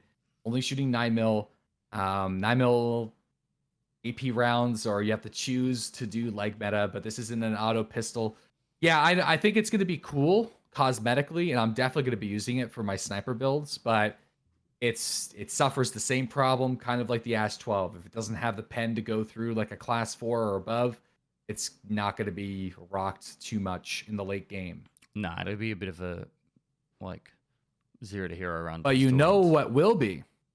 5.7, which is the next gun listed, which we were talking about earlier. So, yeah. The way I see the 5.7 working, if it'll either get pushed to the side like the shrimp, it's too expensive to use, unless you're memeing kind of thing. Well, I think I buy the shrimp a lot. People buy the shrimp a lot. It's just challenging. Mm. I think if the shrimp was a little bit smoother, I think they have to work on the shrimp. I don't think the shrimp should be as bad as it is in terms of handling. I think It sounds great. Point of aim's off or something. There's something with Yeah, it. yeah. There's something's not right with the shrimp, especially when you fire it quickly and you look at a wall. The shots hit hella low. It doesn't make any sense. So, but the 5.7, I feel like is probably going to function more like a P226 or a Grotch. You're going to have that power or greater than a shrimp. So I actually do think people will use it, even if it's priced at like 30,000 rubles. I still think people will buy it as a secondary option because you get that run speed and you have the ability to one tap it through face shields. I think assumingly the Grok or the Grach is around 16,000 rubles. So I think anything around 25 to 30 would actually be quite good because I use Grach with AP 6.3 and anything with the Fast MT face shield or the ZSH face shield is 1 to 3 shot. If it was a guaranteed one shot, I'd be happy to pay that extra 10k rubles for it. I think it should be. It's just who knows. Like one round will be, but there's going to be a lot of other rounds. So we'll have to see. We'll see. The next one is TX-15. So this is a Russian version of the AR-15, if I'm not mistaken. It's a Lone Star Armory TX-15. It's going to be it's an AR-15 essentially. I think it's going to be the American, the American ADAR, if you will. Okay. I believe. I could be wrong because I'm not American. I am Canadian, and I don't own an AR-15. So the chat can correct me here. But I believe that's what it will be. So it'll be a semi-automatic M4. People saying it's a semi-automatic. 9mm. Yep, and it should have unique attachments. We already have some of the attachments available from Skier, like the jailbreak and whatnot, which are very iconic on the Lone Star. So I think there'll probably be different handguards and attachments that come along with it, specifically from Lone Star. So So so this is a 5.56. 5.56. Yeah, semi-automatic. It looks sleek. It actually looks really sick. So that's probably part of the 160 mods. It's gonna be really fun. I think it's gonna be. Oh well, there's actually a small little image of it on the Instagram, but I think it's gonna be it's gonna excel at accuracy and long range. Yep, that's my prediction. So you know how you have that accuracy loss on the ADAR? This thing won't have it. And we'll probably have attachments that help put it into that more of like a Mark 12 Springfield sort of role. I think. It's like a marksman rifle. Yep. All right. MP5K, which is another variant of the MP5. The Kurz comes with a handguard that has a grip built into it. I think that's it. I think that's really. I think there's probably some other. Oh, is this a semi? No. This is. It looks to me like it's a semi-auto and full automatic version of the MP5 that doesn't have the burst. The burst is useless. I'm just like Tarkov, quickly. Unfortunately. Yeah, it really doesn't have much of a purpose because of that initial recoil rise. But I'm just googling this as we're doing this podcast and like actually looking at the gun. And from what I can see, there isn't a burst fire mode for it. But you know what I predict? That foregrip is going to be really, really good. Because you're going to need to have a purpose to have this version of the MP5. Or it could be an older version of the MP5. I think this conversation just comes from pure ignorance from my perspective. So, might be cool, but it's, again, suffers the same problem as other guns. Like in Tarkov, it's less about the gun and more about the ammunition type that you fire. So who knows? All right, we'll move on because we don't really know much more about that MP5. But new quests for old traders plus reworked some old ones. So during one of the previous podcasts with Nikita, I made a big point about how the passive skill quests were, when they were like a choke point and you couldn't progress past that. To my understanding, these have moved to, say, for example, Healthcare Privacy Part 3, or Healthcare Privacy Part 4, which was get health level 7, and there was a quest after it. Well, that Part 4 is now onto the side, you can do patch 5 straight away and 4 at the same time, kind of thing. Okay. I'm under the impression they've gone down that path and actually done that stuff. So we're not waiting to get Search level 10, Stress Resistance level 12, just to be able to do some more quests, because they're frustrating ones. You know, Sniper level 5, Sniper level 10. Well. I like the sniper levels. I don't like the stress resistance and the health. So I'm not opposed to having your weapon skills having like, I don't know if they should be necessarily a roadblock, but yeah, this could be an unpopular opinion, but I like the sniper quest. So Well, the sniper one's probably like the least of the concern. it's the stress resistance and the health. That's the biggest ones. And skills are in a weird spot, and the means in which you have to gain effective skill experience with those is sketchy at best. Like, let's be real, they're not fun. They typically require some cheesing, which is fine, but it's just you kind of have to do it unless you wait for like a ridiculous amount of time. So until the skills get better, or with the hideout, maybe you'll be able to actually level your health and stress resistance in a better way. I agree. Push them back and remove them. So we've just been blessed by Nikita in chat as well, which is kind of cool. Hey, what's up, Nikita? How's she going there, bud? So yeah, we're just talking about the quest being reworked. So hopefully, with the quest, with those passives being moved to the side, some of the ones that were a bit in the more grindy annoyance will be. There's a difference between difficult and just a pain in the ass for taking ages. Yeah. And if that goes to if that happens, that I think we'll all be very happy for that. Plus some new quests, Agreed. which I love quests because they make you level faster. Yeah, no, I like the quest too in a way. I know a lot of people don't, but they're fine. They're okay. They're not the greatest, but they're okay. Next, Optional too. Yeah, of course. So You just buy everything on the flea market. new temporal anti-aliasing. Sorry, I'm fucking hopeless with that word. Full screen. No, me too. Anti-aliasing post effects. People are really excited for this one, and it's probably the furthest from my knowledge base on anything to do with graphics. Right, me too. When it comes to technical jargon, I'm not great. So, to my understanding, it's the crispness of a picture. Possibly. So we'll go with that. We'll go with that one. It's the crispness of the photo. Nice and crisp. New HBAO shading post effect. No idea what that is. Do you? Nope. This is where Slush is good. Terrain now casts shadows. Does Slush actually know, or is he just like making shit up? Well, he probably makes shit up, but he makes it sound really legit. So it's like, oh, that's the coding that does this and that. Terrain now casts. It works with the shading. Yeah. So Terrain now casts shadows and has self-shadowing. It's pretty self-explanatory. Yeah, texting streaming option to reduce RAM consumption. The next one's huge. New grass with long distance rendering plus grass shadow option. This is going to make wood so much better. Here's the only thing, and this is speculation again. Will people be able to disable this?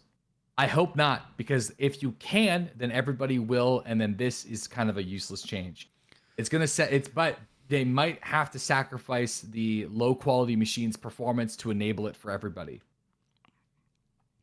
You know what I'm saying? I do. So, because generally with like particularly older games, when we used to like play anything competitive, you'd always put all the texture rendering details down to the lowest. So then, hey, there's a guy that's laying down the open in the grass, so you can see him easily. PUBG is a perfect example. So, I know what you're saying. Is they're going to force it for people to always have the setting on. Therefore, yeah. I mean, grass is a form of concealment in games like Tarkov. So it's basically a means of not really. It's not cover, but it's like you can hide and ambush an attack or get into a defensive position. And if people can just turn a setting on and off, it sort of eliminates it entirely.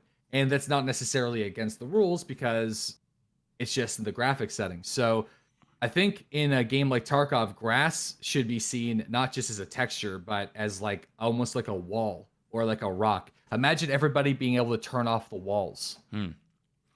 Which some people have. Which some people can. Imagine that. I'm looking at you, Ghost Freak. Anyway, Savage. News explosion effect. I think this is going to come with the 30 mil grenades. So when the explosions happen, hopefully it's just a flash. So Tarkov does it really good.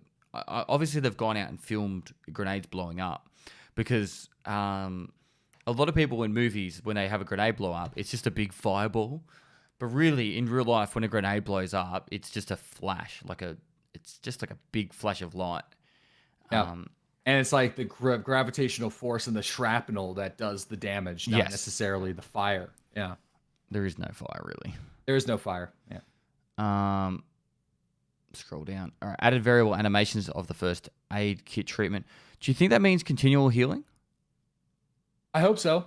I hope you can keep it out. Maybe not even continue a heal, but you just eliminate that time of taking it out. Yeah. I hate that. Zipping it back up like, oh, I forgot. I need to use it again. Oh, I forgot. I got to use it again. And just like, yeah, maybe it's just like holds it. Holding it would be good. Like imagine using an AI2, jamming it into your arm and holding it. And it just like fills up and prioritizes different limbs and stuff. Like that'd be cool. And also to give more purpose to using AI2s. You could like burn them completely with one use and then toss them.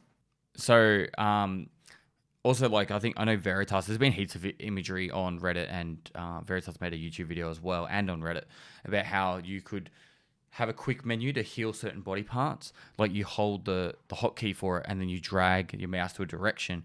Hopefully, that go down that path too. To change I feel like what they could, it would be like, you know how you hold R? And then scroll your mouse wheel? You can select your mag. If you pull out your med kit, and you hold the number of the med kit, you should be able to scroll through. And pick which limb you want to heal. I think that'd be a really good additional change.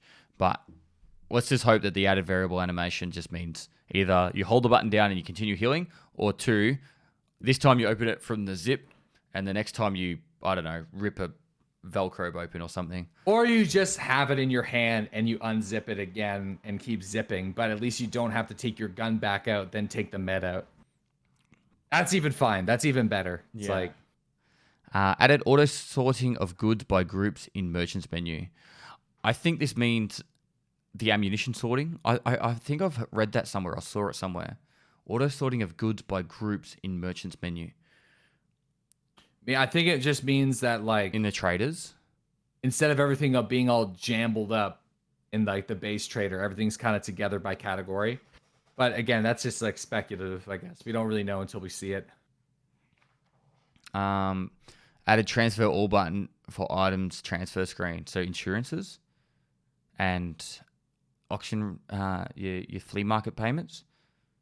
That's pretty self-explanatory. Added context menu for first aid kits. Cure all when out of raid. Thank you. I was going to say that earlier, but I was like, maybe there's more about it later. When you're out of a raid and say you do die and you've got to heal up to go into your next raid, I don't want to have to be like, I've got to heal each limb. Just press one button and it just uses your meds and just heals you to full.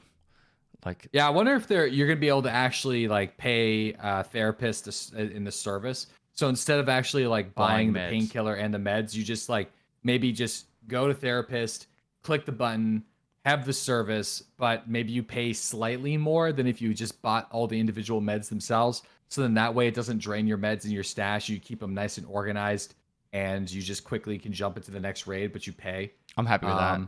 That's a lazy man's way. There is a services fee, or there is a services tab, so that'd be neat. Added the context menu for weapon disassemble. So that's part of the weapon modding system that they're adding. You can disassemble weapons too.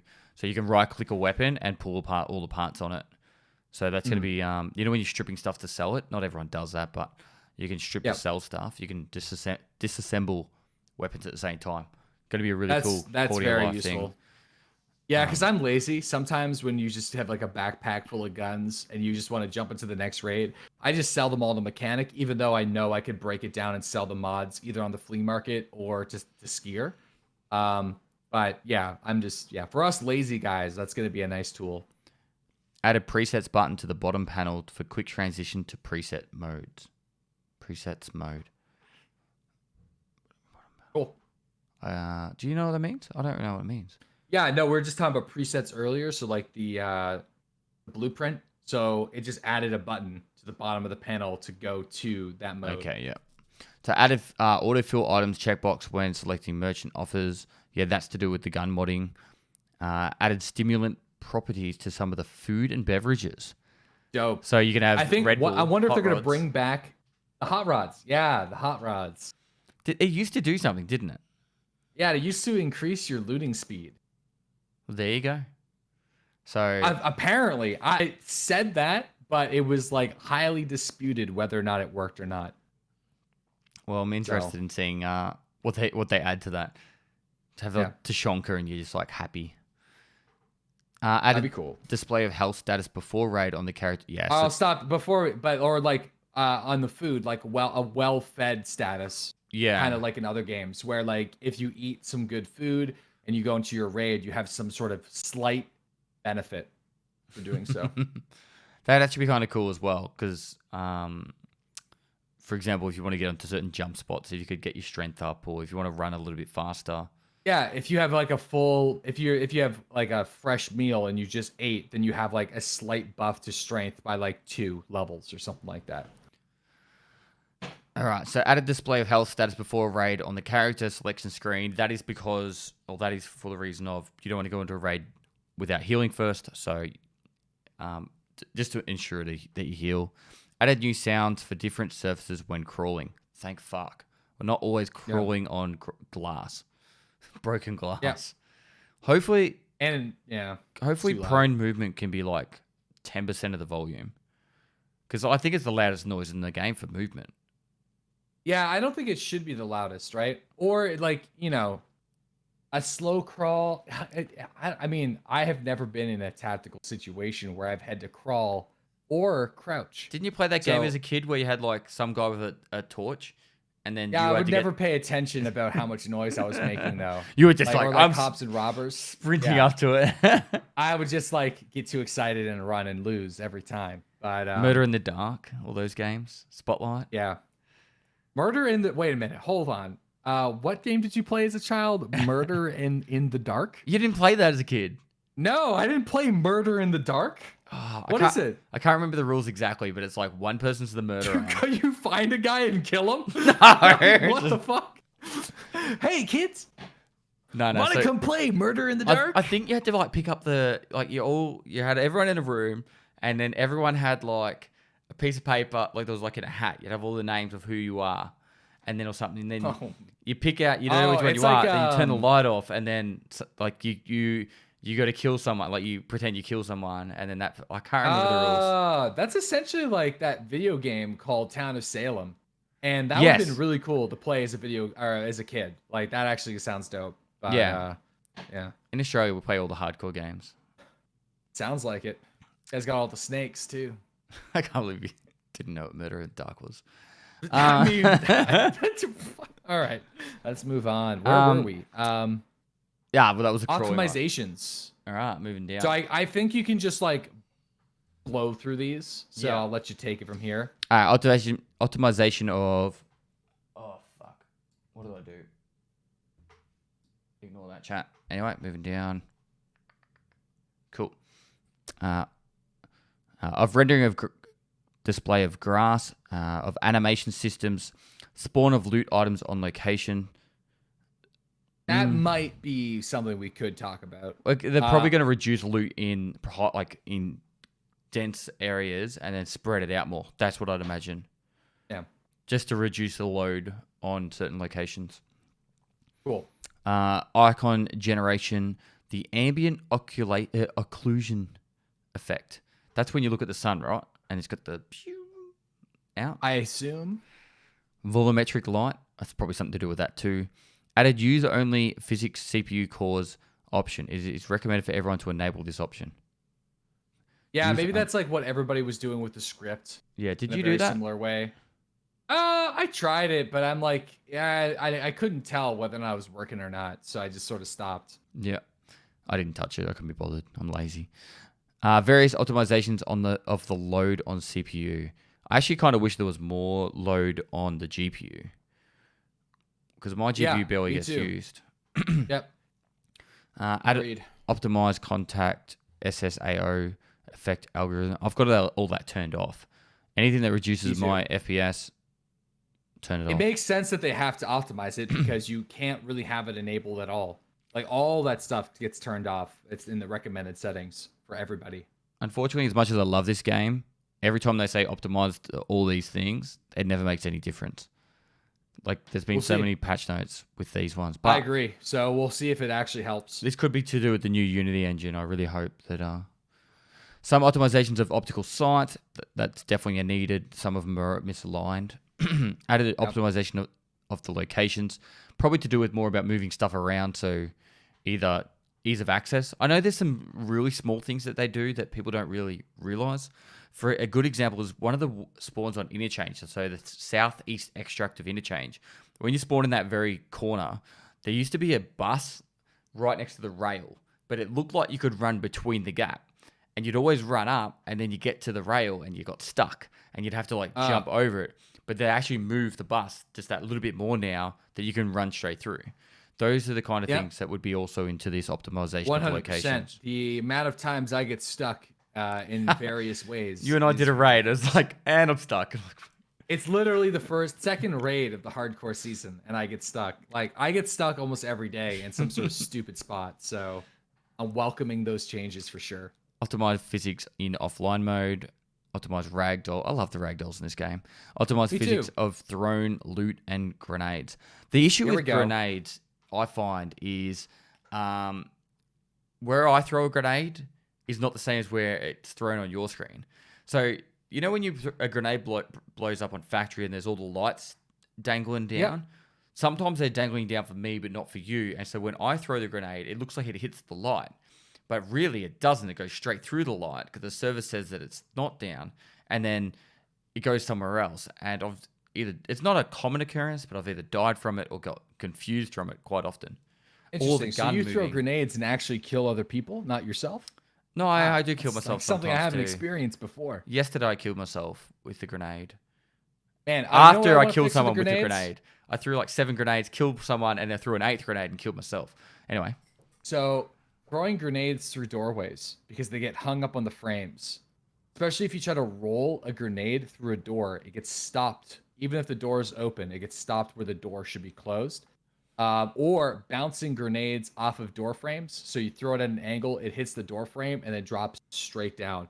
So that's the type of stuff that I would like to see fixed personally, because grenades don't. That's probably the most useful. That's the biggest use for grenades. It's door breaching. Yeah. And if it's weird and you want to do a light roll and it stops at the door, then it's over. Or through windows and stuff. Like interaction with frames is really rocky.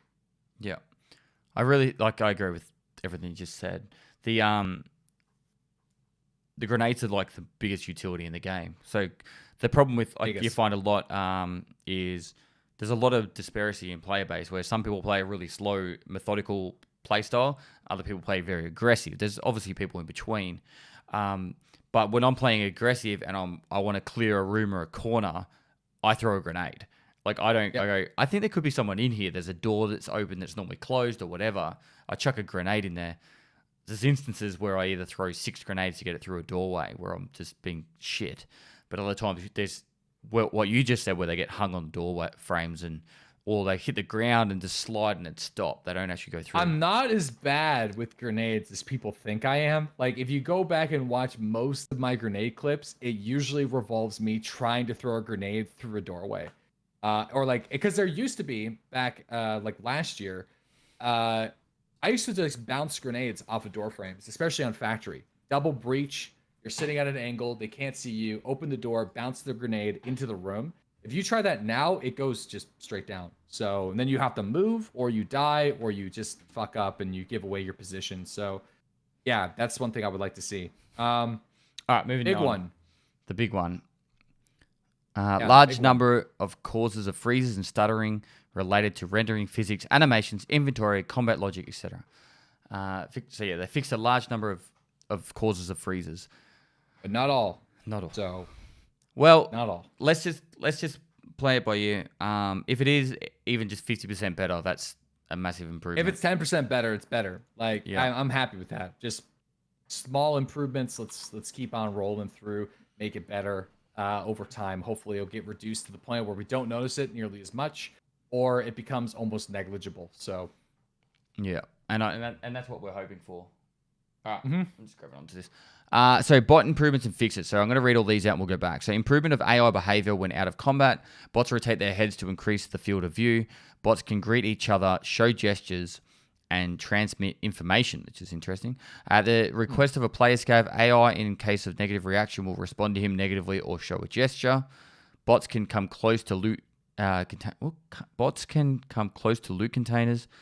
At the point of idle, bots look around to crouch. Improved AI combat behavior, improved grenade throwing algorithm, improved algorithm for calculating the rotation to the target at different distances. So, some pretty cool stuff in there. Yeah. Acting more human-like is the gist of that. So, instead of standing there like this for 15 minutes, they'll crouch every now and then. And also, there used to be where you flip off the scav, they would flip you off in return, and then if you kept doing it, they would shoot you. It sounds like that's coming back. I think it still works. You can do the come at me gesture, and they do follow you as the well. Come with you gesture still kind of works, where they'll follow you within their patrol path. It would be kind of interesting to just let the bot follow you throughout the entire map, but I understand how that might not work. But the improved grenade throwing algorithm is one I'm really interested in, because obviously, if you've ever been thrown at or got a grenade thrown at you by a bot, if you stand completely still, that thing's going to land right at your feet. And if you're further away than the grenade's fuse time, it will airburst because it's trying to land right on your feet. So I would like to see some more discrepancy there. So it's not 100% accurate. It's more like, they're more like us, where we see a guy, we kind of do our best, but it's not 100%. I would kind of like a cone of fire. So if they throw it towards you, it could be a little bit to the left, a little bit to the right, but more likely too far or too short. Yeah. So or dead on, which it's fair. Yes. Like if a grenade throws it dead on, you're like, okay, that's great, because it's not, it's a probability game at that point, and you lost the gamble, but that's okay. That's fine. So yeah, I agree. So they can be dead on as well, but a cone of fire would be better than pinpoint accurate 100% of the time. Bots can come close to loot containers. I wonder what that means. Is it just walk up to them and it looks like they're actually player scavs? Do you think they're actually going to put items from the container into their inventory, or is it just going to be an animation where you see a scav looting a box? I guess it's speculation. We don't know. We'll have to wait and see. Yeah. All right, we'll move on because there's still so much to go through. AI fixes. We're getting there. We are. We're going to punch through AI fixes. Fix a number of bugs when bots did not react to taking shots from a long distance, or when using a silencer. That happens a fair bit with sniping as well. That happens every time. You ever shoot a sniper scav and it's like, okay. You shoot it his whole stomach is out, but he's like, I'm okay with this. I'm fine. It'd be cool to see them actually do something if you shoot them. Fix some bugs in shooting through some fences, bushes, and trees. Fixed a bug of selecting an incorrect target when the bot ignored the nearest threat. Fixed a number of bugs with bots getting stuck. Fixed a bug where the bot could not aim if you crouch close to him. Does that include standing close to him as well? Yeah, I don't know, but that's my whole strategy with trying to kill scavs with melees. Well, you got the killer and you see his face, and it's like, if the flashbang doesn't work, you grab the scav by the waist and then you just beat the shit out of him for a while for crowbar.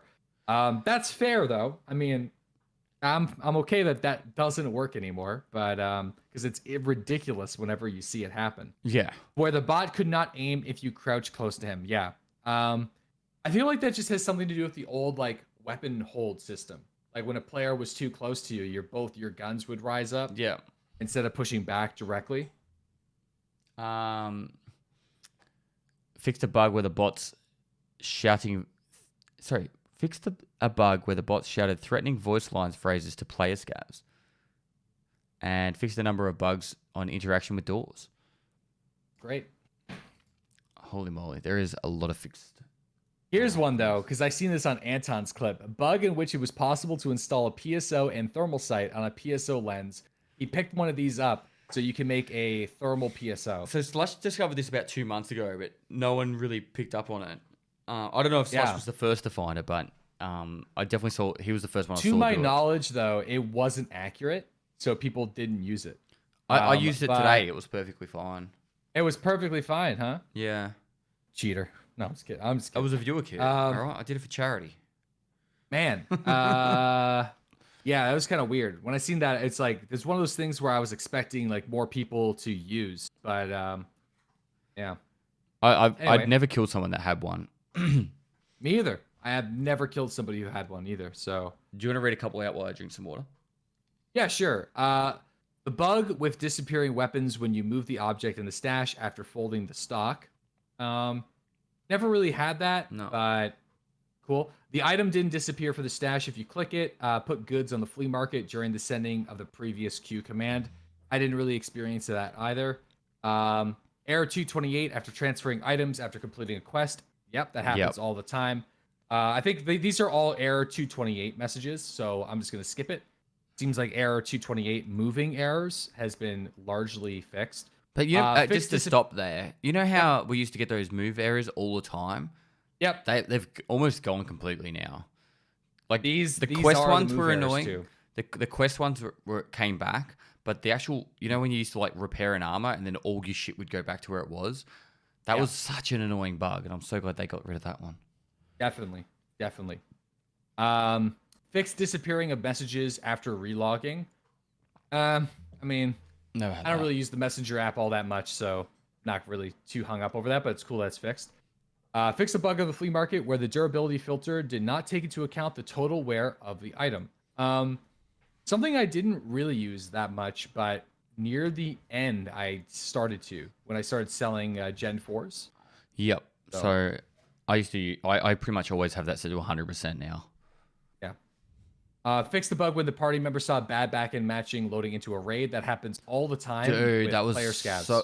Not just that, any sort of raid where you go in a squad, there would be bad backend matching probably about 30 to 40% of the time. Yeah. So, because you wouldn't do duos often, you'd mostly do player scav. Yeah, scav I do armies. I mainly play solo with the odd duo, but like when it comes to big squads, I don't really touch it. Fix the bug when the new loyalty level was not opened, although conditions were met. This happens pretty much every single time whenever you're leveling. You have to do one more raid. Phase of the wipe. Yeah, you have to do one extra raid. So that's cool. That's fixed. Fix the bug where pick up all button is not displayed. Not all items were returned by insurance. Okay. Fix the bug where some bots could not spawn on location. That is... like, I mean, I've experienced that where you like walk through an interchange and you're like, where the fuck is everybody? Yeah. Fix a bug showing killer in the session end screen if the death was from barbed wire or fire. I think they should do something like Halo where it's like killed by the Guardians or some bullshit, you know, like, or like killed by you killed yourself. Like it really doesn't attempt at insulting you. Well, because what happens is if you get shot, say you shot me in a raid and then I blew myself up with a nade, you would get the kill. That's how Tarkov works. Hey man, I guess like you could have like demotivated them so much that they decided to just do the job themselves. But chat's writing all the different quotes that should be when you kill yourself. Nikita sends his regards. Or it just should say killed by Nikita. Straight up. Fixed UI shaking at non-standard resolution. Well, I don't play at non-standard resolution because 1008p is real and you should all switch to it. But I think I saw that 1008p. Yeah, 1008p. Fix a bug that stacked up the effects of painkillers. Yep, this happens every time. If you have a painkiller and you take another one, it will extra sharpen. So, oh really? For us broadcasters, maybe that's nice, why my stream people sometimes are like, "This looks trash." Nah, man, it's just because you're not streaming at 1008p. All right, bug in which time affects the painkillers increase when reopening the inventory. Never knew that was a thing. No, I did. So what it used to say, you'd have a painkiller. It was like 200 seconds. Then you'd go back into it later on, and it'd be like 1,000 seconds, and you're like, what? Oh, weird. Okay. Bug in which the sound of heavy breathing of the character is from third person did not stop. That's a big one. Like if you're playing with a buddy, and you're like, why are you wheezing right now? Like you've been sitting still. A bug when upon killing your own character, you can see the PMC kill in the kill list. I think if you kill yourself, you should get a PMC kill. You should get. Come on. You should get credit for it. Credit for it. Not against the quest though, but just for your own ego. Bug in which the character in the menu twisted the left hand. Did you ever see the ones where there was like the screenshots of people with like hand or whatever the fuck it is? Yeah. Bug related to incorrect processing of picking up items. I've been having a lot of issues with that recently. I don't know if that's the same bug. My the rigs would just bug out and I couldn't loot them. The only way to fix it was to Alt F4. That's weird. But a bug with broken lamps would light up again if you step away and approach them. I think that's like kind of like a client side thing. Have you seen the extract on customs when you shoot the light out, it comes back on? Yeah, I think that's must be what they're talking about. Bug in which the interruption of the application of the item occurred without animations. Okay, so this happens to me a lot when I'm trying to use morphine. So like you'll sit there and be prone or some shit. You'll like pop a morphine. You don't press left click, and then you stand up, and then the morphine hasn't applied, and you're like, what the hell happened? So it's kind of like this weird thing. I don't know why it happened, but it's nice to see it's fixed. Bug when interaction didn't work after throwing out equipped melee items. I've never had that. Nope. Bug in which the pain and tremor did not disappear after removing the fracture. I don't know if that's because currently, like you repair the fracture and it stays around for another 10 to 15 seconds. I don't know if that's meant to be that or it's just maybe there's a permanent bug. Yeah, maybe. Fix delay in applying negative effects. No clue. No. Fix the bug which happened when you turned your head and it hits in. Wait. Fix the bug which happens when you turn your head and it hits in the head. Could be counted incorrectly. What? Oh no, I think I know this. So you know how you like go and you lean forward and you put your head up like that? Yeah. I've shot people in the head doing that, but it doesn't count as a hit because it like from here it looks like it's here, but it's actually the head's still located on the center of the head, like of the shoulders. So I think Veritas and I were stuffing around one time. We had some issues with that where he'd get shot in the head and we were stuffing around with that. And it was just, that I think that's what it's to do with. Jesus. Because you got these weird head angles you can make your head go out to. Yeah, no, you definitely can. Or like you can like look behind and look just like and walk forward and it's like super weird and you're looking upside down. It's wacky. Fix a bug with sound cutting off with the weapon change, or fix a bug with the sound of shots cutting off when changing weapon. Don't know that one. Not too sure. Bug not displaying a cartridge in the chamber at the start of a raid. All right. A visual bug displaying glass lenses visible through fog, smoke, that's funny. That's a big one. Too bright reflections. There was a video on Reddit of this guy on woods, and he was like 300 meters away, and you could just see these perfectly, like the sunglasses, the Dundukes. It's just like yeah. No, that's funny as fuck, and it's good that they fixed it because I know a lot of people like to wear the glasses for the swag, so you guys won't have to feel like you're basically handicapping yourselves. We're almost to the bugs, or bug fixes. So there's like a few more. Cropping of merchants assortment if there's too many goods. That's specifically fence, I believe. Fixed error spamming bug when throwing smoke grenades. I don't know about that one because I spam smokes all the time. But various bugs with matchmaking. Hopefully that means we can get better populated servers with less late spawns. Hopefully. Fix bugs related to old quests. Sorry, I'm cutting you off now. Oh, no, you can take over now. We're almost... Okay, fix bugs related to old quests. So maybe that's to do with like certain old quests handing in stuff. I got no idea. Yeah. Fix various bugs and glitches that lead to crashes of the game. Always good. Fix various bugs on location and culling issues. Over 300 different fixes. That would hopefully help with... when you're getting stuck. Yeah, not also that. It's like if you get on the roof of something, you can see through all the walls. Oh, shit. Yeah, that's a good point. Fix All right. fix background sounds of locations when loading on it.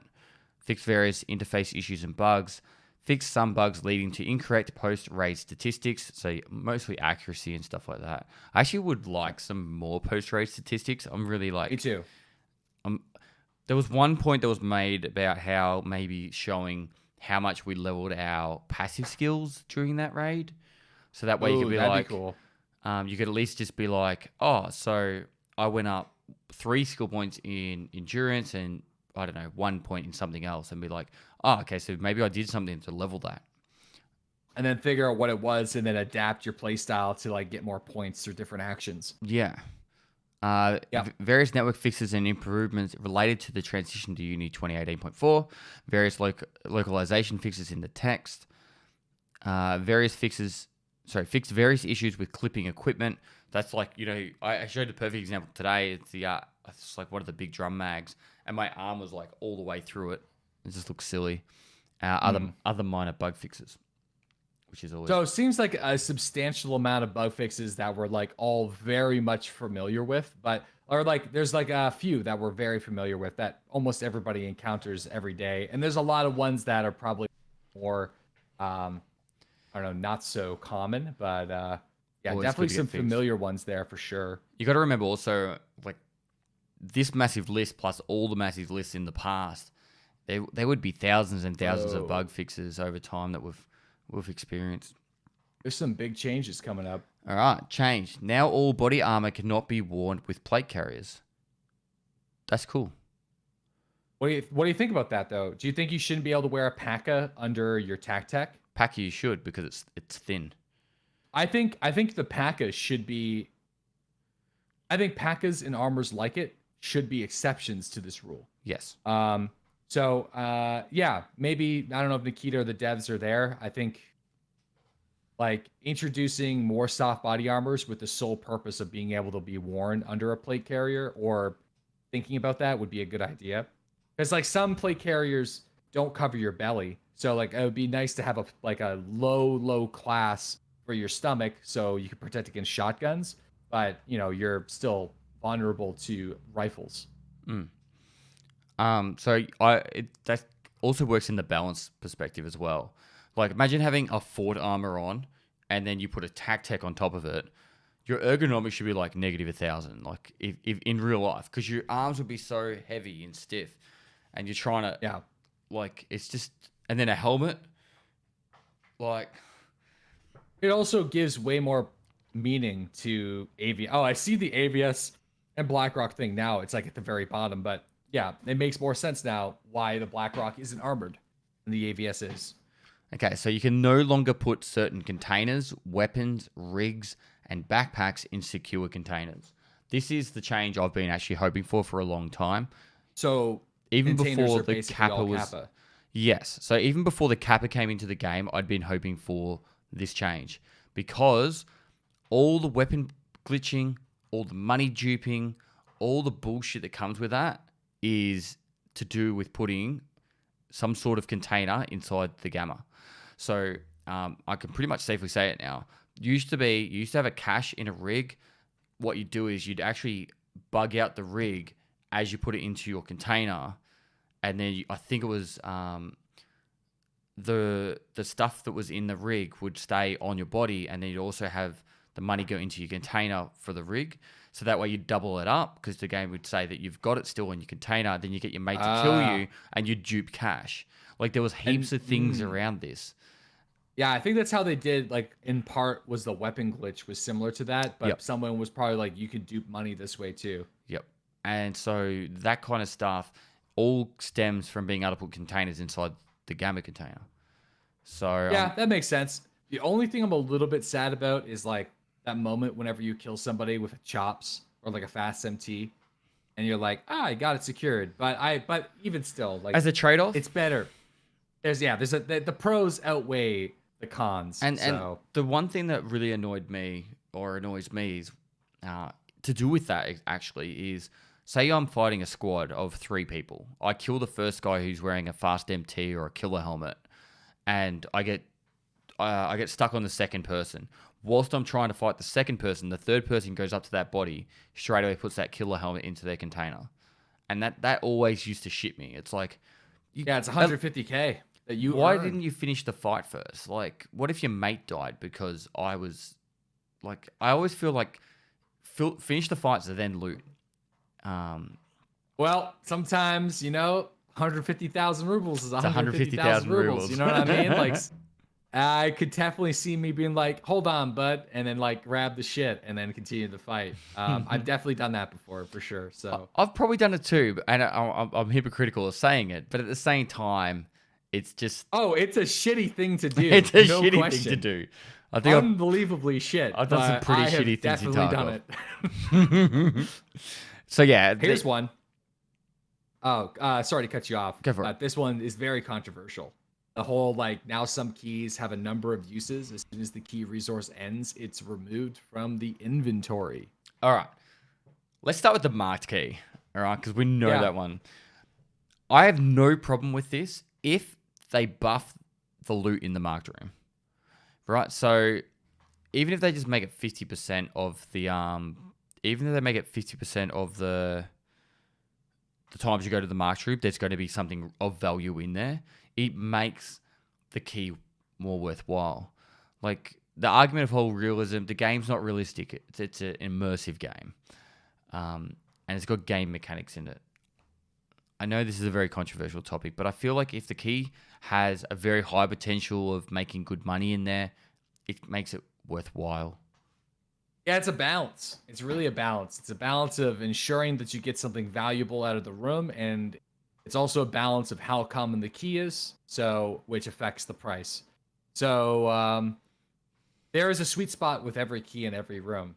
So I think it just comes down to community feedback on what that balance will be. So if the marked key is just way too rare and the items are the same, no one's really going to give too many shits about it unless they're farming docs bags or certain containers, and there could be a good argument on why that might not be effective or efficient. So I don't know if it's going to be as scary as people think, because it's not all keys. It's only some keys, but it's a balance. And people are going to have to riot and communicate if the balance is not correct. I feel like this would only really work also with valuable loot rooms, not for like something like the factory Not quest keys.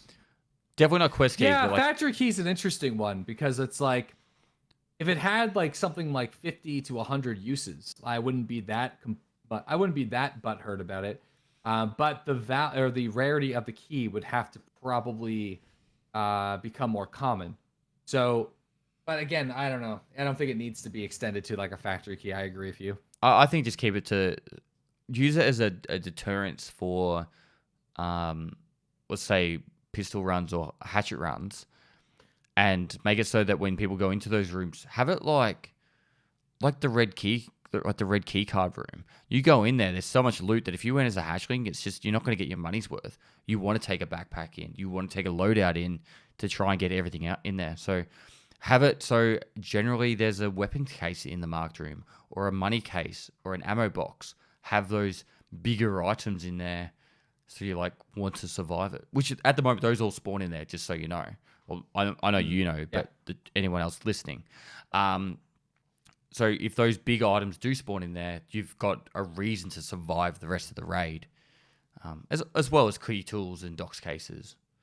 You could chuck the dog tag case in there too. Yeah, the dog tag case is interesting. But I guess it will still be in your container. I'm thinking at the perspective that they're going to be changing the container down the road. But I don't know if that's going to be happening. But yeah, I mean, the keys, we'll see how it plays. I mean, I think that's going to be one where the community is going to have to be very vocal about their ideas and see how it goes. Honestly, I would have no problem with if the marked room does have a durability, 50% of the time, one of those valuable items are in there. So then it actually does draw people to loot it, survive the raid, instead of just, loot it and who cares if you die. All right, we'll move on from that, because we could discuss each key individually for the whole game. Yeah, for sure. In Trader's menu, when redeeming items, they are marked as out of stock. So when you if they've got like you could buy 200 APSX ammo. Once you buy the 200, it no longer clicks as clickable. Oh, I see. So that just streamlines it a bit, I think. Whoa. This is one I never expected to see. For locations on customs and shoreline, fix the position and the trajectory of the sun. That's one I had completely forgot about, how it was flipped for the longest time. It's like for the map? Yeah, no, the sun would. I'm pretty sure, maybe they fixed this, and I could be wrong. But when shoreline was first introduced, the sun rose in the west and set in the east. So even though like you have your positions as north, west, and east in the shoreline resort, so it was always like very confusing on like compass directions, because like you would look at the sun and be like, what the fuck? It's like 9 in the morning, but it's in the west. So it's like it was very, very confusing. I don't know if that's specific to this, but it sounds like it is. You know the sun does rise in the west, right? Oh man, freaking Australians, dude. Everything's upside down, so it's backwards. Yeah. Yeah, he's not real, by the way. The earth is flat, so he's just, where is he? Who is he? Why is he? I'm actually in DeadlySlob's dungeon. That's true. Shackled. You can now completely delete the conversations in the chat, which is fucking epic. I have so many racist spams. I just can't scroll. Really? Yeah, because I add everyone. I'm lucky, and I don't get them. I add everyone as a friend. I've got like 1,000 friends. In Escape Tarkov. That's probably a good. I don't have everybody as a friend. And like their names are racist. If initially they're not racist when I accept them, but they're like his name is like Friendly Steve. Yeah, and then Friendly Steve turns into something I can't say on Twitch, and then yeah. Anyway, so that's a cheeky. They just start spewing madness. You love that. What's it called? The Go XLR? Yeah, everyone's been getting them. Pretty fun. You should consider it. All right. Added the option to fold the stock when transferring items from the scav to your inventory. I had this exact problem like 2 days ago. So good shit. Rebalanced 9x18 cartridges. Makarov is now the meta. Yep. You know what I think? You know that one round that can get shot through the Clin but can't through the Keter? That needs an AP buff. There is a round. The reason... Okay, so there's two differences. The Keter and the Clin have different pressures. So there's a round in 9x18 that cannot be fired to the Keter, but can be the Clin, and I forget the name of the round. But it's supposed to have the highest pen rating of the 9x18 rounds. Really? I did not know this.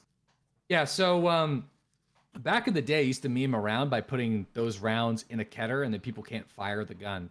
But I would say that round needs to be the best of the 9x18, in my opinion. So we'll see. We'll see. I hope they make SP7 the same, if not better. I don't want them to reduce it. I think the SP7 needs to be the same. I think it's it's 70 flesh damage, which is still 2 shot to a chest.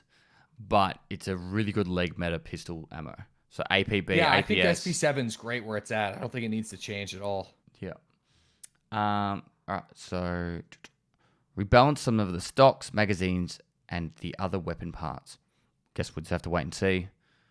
This is where, you know how I was talking to you about Path of Exile and the patch notes of Path of Exile? They would list all these, which we'd still be here 3 days' time.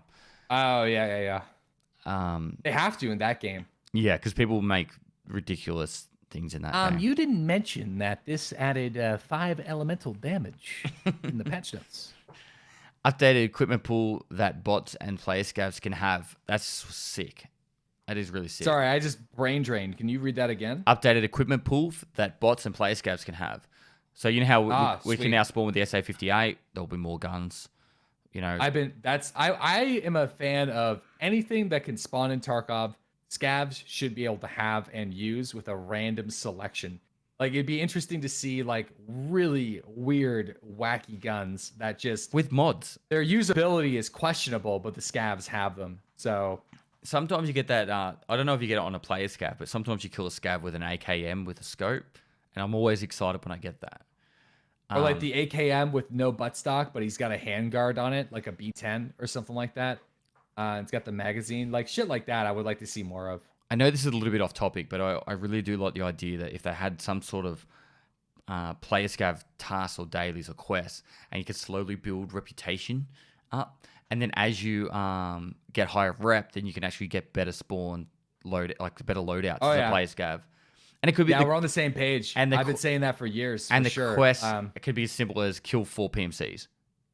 It doesn't have to be anything more than that. I think there needs to be a scav reputation of some kind, or scav. People call it scav karma, or some sort of reason to work with your scavengers, or possibly even turn in the gear that you collect for reputation with some sort of benefit in doing so.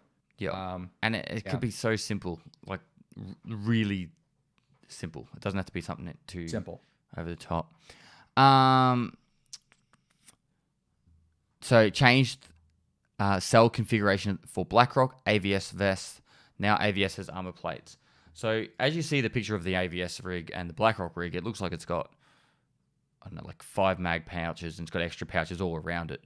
This is why they've changed it, because it's actually going to be, I think it's going to be similar to like the Alpha rig for space. And then have... Yeah, similar to Alpha. And then it's going to have, the AVS will have armor plates in it. Are they putting the removable armor plates into the game yet? I doubt it, but I'm sure they're soon. I'm sure they're close. I mean, who knows? They could, but I don't see it here. So I imagine it's not quite ready yet. This is a nifty little filter. Added, what's that? Oh, there we go. Added drop down with filters. All offers only from traders, only from players. Only from traders. Thank fuck. Yes. It's going to be a nice little one for us to be able to get items from traders using the flea market, and you go like, I want all the mods for the M4, and then be like, trade, like just from traders. I only use the flea market to usually buy from dealers. Like I do linked, required, and whatever searches on everything. So yeah, it's going to save me a lot of time if I just have that enabled and I do those link searches. Yeah, big fan of that.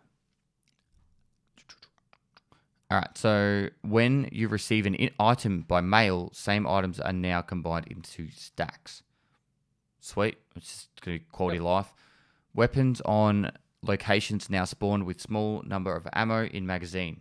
Yes. Great. So pretty much any gun you find in the game now will just come with at least a couple of rounds in it. Yep, I'm happy with that. Yep.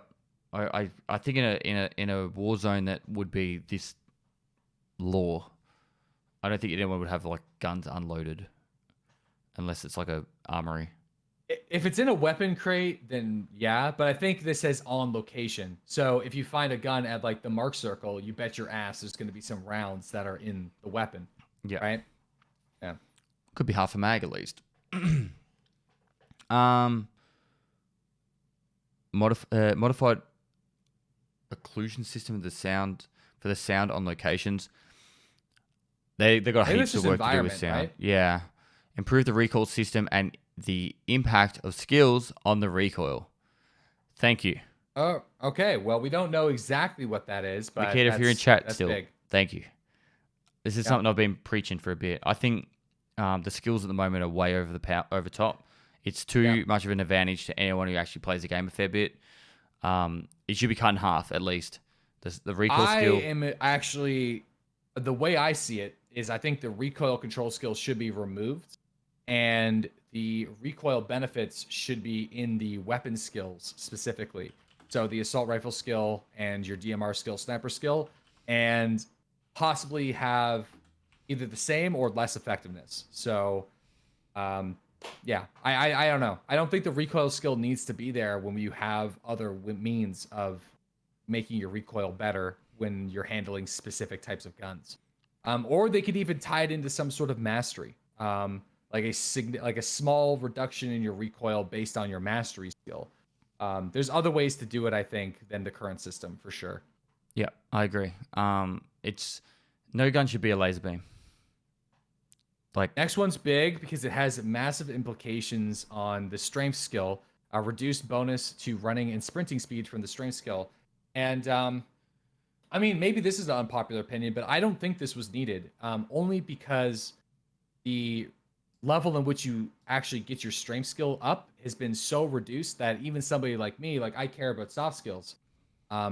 I have hundreds of hours on my current main, and I only have level 18 strength. So like that bonus and benefit is already significantly reduced. But hey, I'm just saying. It's I don't think the skill's perfect, but I've thrown with the about 18,000 grenades Yeah. this wipe, and I'm level 37. yeah, I mean, like, you'd still get a benefit. It's fast, man. It's fast. Is it fast? I haven't been there in a All right, long so time.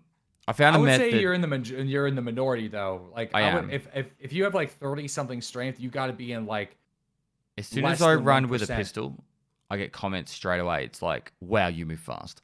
Like, you Yeah. run fast with a pistol or grenade out. And then with the amount of speed that I get from high level strength, there's a guy, oh my God, my brain's not working right now. It's Dicklet. That's his name, Dicklet.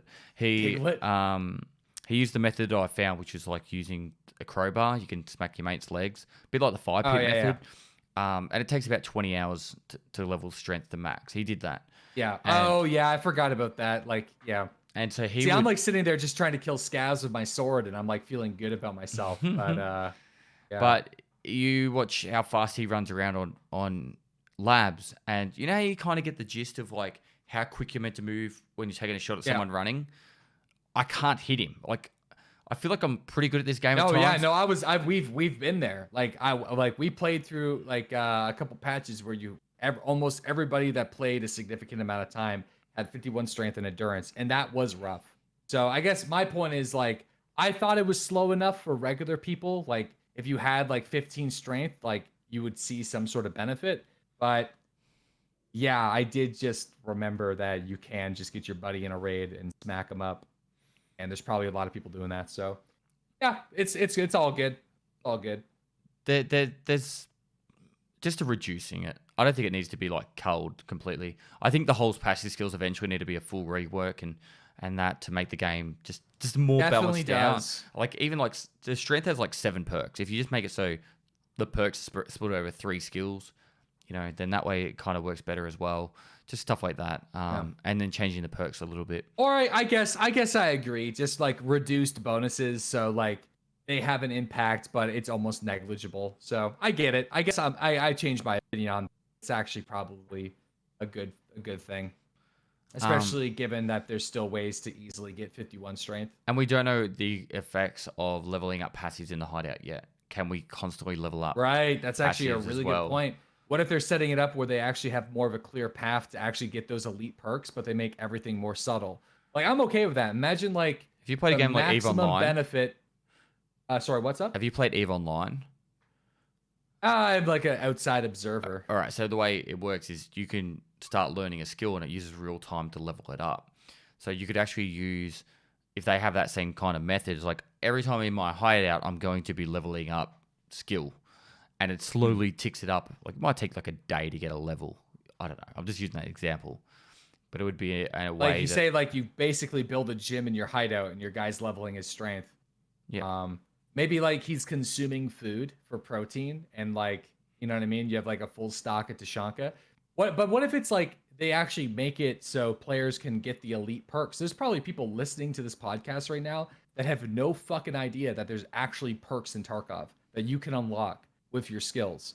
And that's why I think a lot of people, including myself, have been always so interested in the most efficient ways of leveling those skills is in the pursuit of the perks. So if they just reduce the overall benefits from all the skills, but made it a little bit faster to reach those points to get the perks, and maybe not made the perks so OP, like made it a little bit balanced, I would be okay with that too. There's obviously some passive skills that people are like, holy shit, I need to level that one straight away. Like people watch me do attention and search, like how quickly I search stuff. And they're like, how do I get my search skill up? And it's like, whoa, calm down. It's like, you know, like they are great, but they took me ages to level. Well, to level legitimately. All right, we'll move on from that one. Yeah, there is that way where you can move the item and all that jazz. But yeah, I mean, like, I think allowing people to pursue max skills with reduced benefits, I think is ideal because you want those perks to get used and you want people to have objectives. So people would be like, oh, I can put a meaningful amount of time into searching and I will get a reward for point. Yeah. All right. The sound of movement while prone is now more quiet. It should be like 10%. Yeah, it needs to be really quiet. Yep. Deadly's never played like Murder in the Dark or Spotlight. So I haven't played Murder in the Dark, man. So I don't know how quiet you have. have to be super quiet. Yeah. Reworked and changed loot tables of containers. This is going to be really interesting because it's going to be, for people that have been around a long time, if they've done a massive rework, this will be really fun for us because we'll be like, holy shit, we just found this. Like, most people would be like that in general, but for us, it's like for playing a new game. Yeah. In my personal opinion, every item in Tarkov that exists in Tarkov should be able to be found in Tarkov. In a So container, that you mean? includes, anything. Well, depends on the container, right? But like ammunition boxes, anything goes. Or I guess it might have to make sense. Like you see a NATO checkpoint with ammo boxes, possibility of M995. Like I just think you should be able to find everything. Like not everything needs to be, or like the NT4 compensator, the KAC, is that it? The KAC that doesn't spawn in game. Like so, if you're playing hardcore or something and you get that suppressor, and it's one of the most common good items to find. You still have to go and buy that comp from a dealer, even though you get the cool suppressor. So, I'm excited to see what that's like. All right. Redesigned and added new loot points on locations. Always good. Just to touch a little bit more on the whole loot thing without going to death, I really like the idea of the whole majority of the loot in the game goes dynamic, where you can go to any spot. You could be like going to that little cabin instead of it just being tools. Like you could find an M4 in there. You could find You could find that'd be dope. A 60-round mag. You could find a Bitcoin. Yeah, I just envision like going into that yellow house on Shoreline and seeing like an M4 like edged up against the wall, like next to one of the mattresses or something like that. Like, yeah, that'd be really sweet. Just make it so it's that way everywhere's worth looting. It's just like kind of using the DayZ concept. And then obviously you can have certain spots that have higher chances of better loot. But at the same time, you could go there and it could be... It also avoids like people ignoring significant portions of the map, which currently happens already, especially on Shoreline. Like, sure, if you spent some time to loot the town and loot all the duffel bags and toolboxes and stuff, you'll probably get some gunpowders. You might get some fuel con cans. You might get something worth value, but you're not going to find an M4. You're not going to find like weird, interesting modifications or like little quirks. So I would like to see that. All right. The variety of goods of all traders was reworked. Does this mean they've added new items that were in the game that you could buy? I hope so. It might also mean reduced. We'll have to see. True. Yeah, actually, that could go the other way. Reduced amount of items you can buy from traders, which is actually I don't know if we're quite at that point yet, though. And that's going to happen eventually, because we were talking about it earlier. But I don't know if we're at that point in the game where the devs are ready to do that. They could just remove some items and put them on loot tables, because that could work just purely with what just happened before with the whole redesigning and added new loot points and then like red hexes, thermals, certain things you just won't be able to buy from traders, but you could find them in loot locations now. Fuck it, RK2s. I kind of like the idea that all the top 1% of items aren't purchasable. Yeah, like if you're like all meta gear, you should have to find like top of the top, best in slot. You have to find or buy from flea market, and the people would find it and then they take it out of the raid, and it gives right. You know, so then they're not just farming. I hate this whole mentality of I'm just going to loot whatever's worth the most value and then sell it, and it's usually like meds, you know, and meds are like treasure loot items, and then like convert that into rubles and then buy something with it. But you find a suppressor, like a good suppressor or a certain like just a mod, like it could be a muzzle or a I think that's down the road when we were talking about that in the earlier part of the podcast, where you're going to transition into like the dealers having base items and weapons, and then more of a barter system gets introduced down the road. But the best, and you'll see more people using interesting varieties. The best thing about it, and this also will go with the hideout upgrades too, it gives value to more items. So instead of it just being, hey, that Bitcoin's worth 150k to therapists, that random pistol grip you can find on your very first raid in a container is actually going to be worth 200k because people want to have the meta items. And and then stuff like the hideout is going to make random items worth a lot. So let's just use CPU fans as an example. Bitcoin farming computers apparently need 40 CPU fans to upgrade them, you know? And so then CPU fans are now shot up in value because you need them for the hideout. I really like the idea that just random trash items are now going to have value. So see, that's what I was kind of a fan of the whole container change too, because if they did the container change and then removed find and raid, that would also increase like the economy of quest items, because every quest item would be removed from the raid. But I guess this does the same thing, but in a different way, and everyone keeps the containers the way they are. So I'm a fan of that. well, it doesn't really affect us really, because if you know how to make money, it doesn't make any difference. That's how I see it. I really find that without going back into Sounds like life, detail. man. Sounds like life. That just got deep. Got deep. So yeah, I'm excited. I'm really excited at the moment about this patch. There's a lot of really cool stuff happening. Moving on to the next one, change lighting in item inspector window. Yeah. Improve font readability in interfaces. Yeah. Overall quality changes were made to the spawn system. I mean, we'll see. Interchange, I think, needs it a lot. I want more extracts on interchange. Make all 4 corners extracts. I agree. Well, they just need one more corner. Okay, yeah. Just too tight. Too tight. Too tight. Yep. Where we're up to. Hey, remove the option to set priority lot at the flea market. Yo, who like, yeah, remove the priority thing. I think that's what that means. Like, I don't think the priority setting needs to exist at all. Like, personally, I don't use it. Yeah, there's only like a half a dozen items that uses priority, and I think it's a scam. I don't know why it's there. It's a scam. No, it's a straight up scam. Basically, you're listing items at a significant increased price because you are basically taking advantage of new players that don't know that you can just scroll down or mess with the settings. And early on in the war, I used to sell stuff all the time on priority because no one would scroll down. But yeah.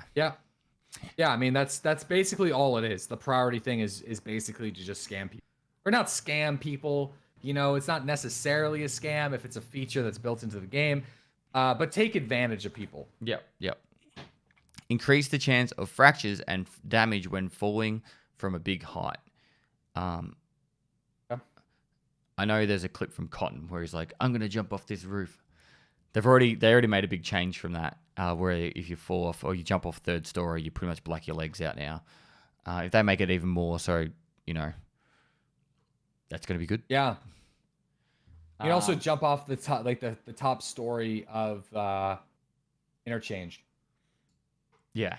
Other minor quality of life changes, which any quality of life changes are good. I'm going to read this last bit of information out. So can you read it in a Russian accent? Or? No, you can if you want.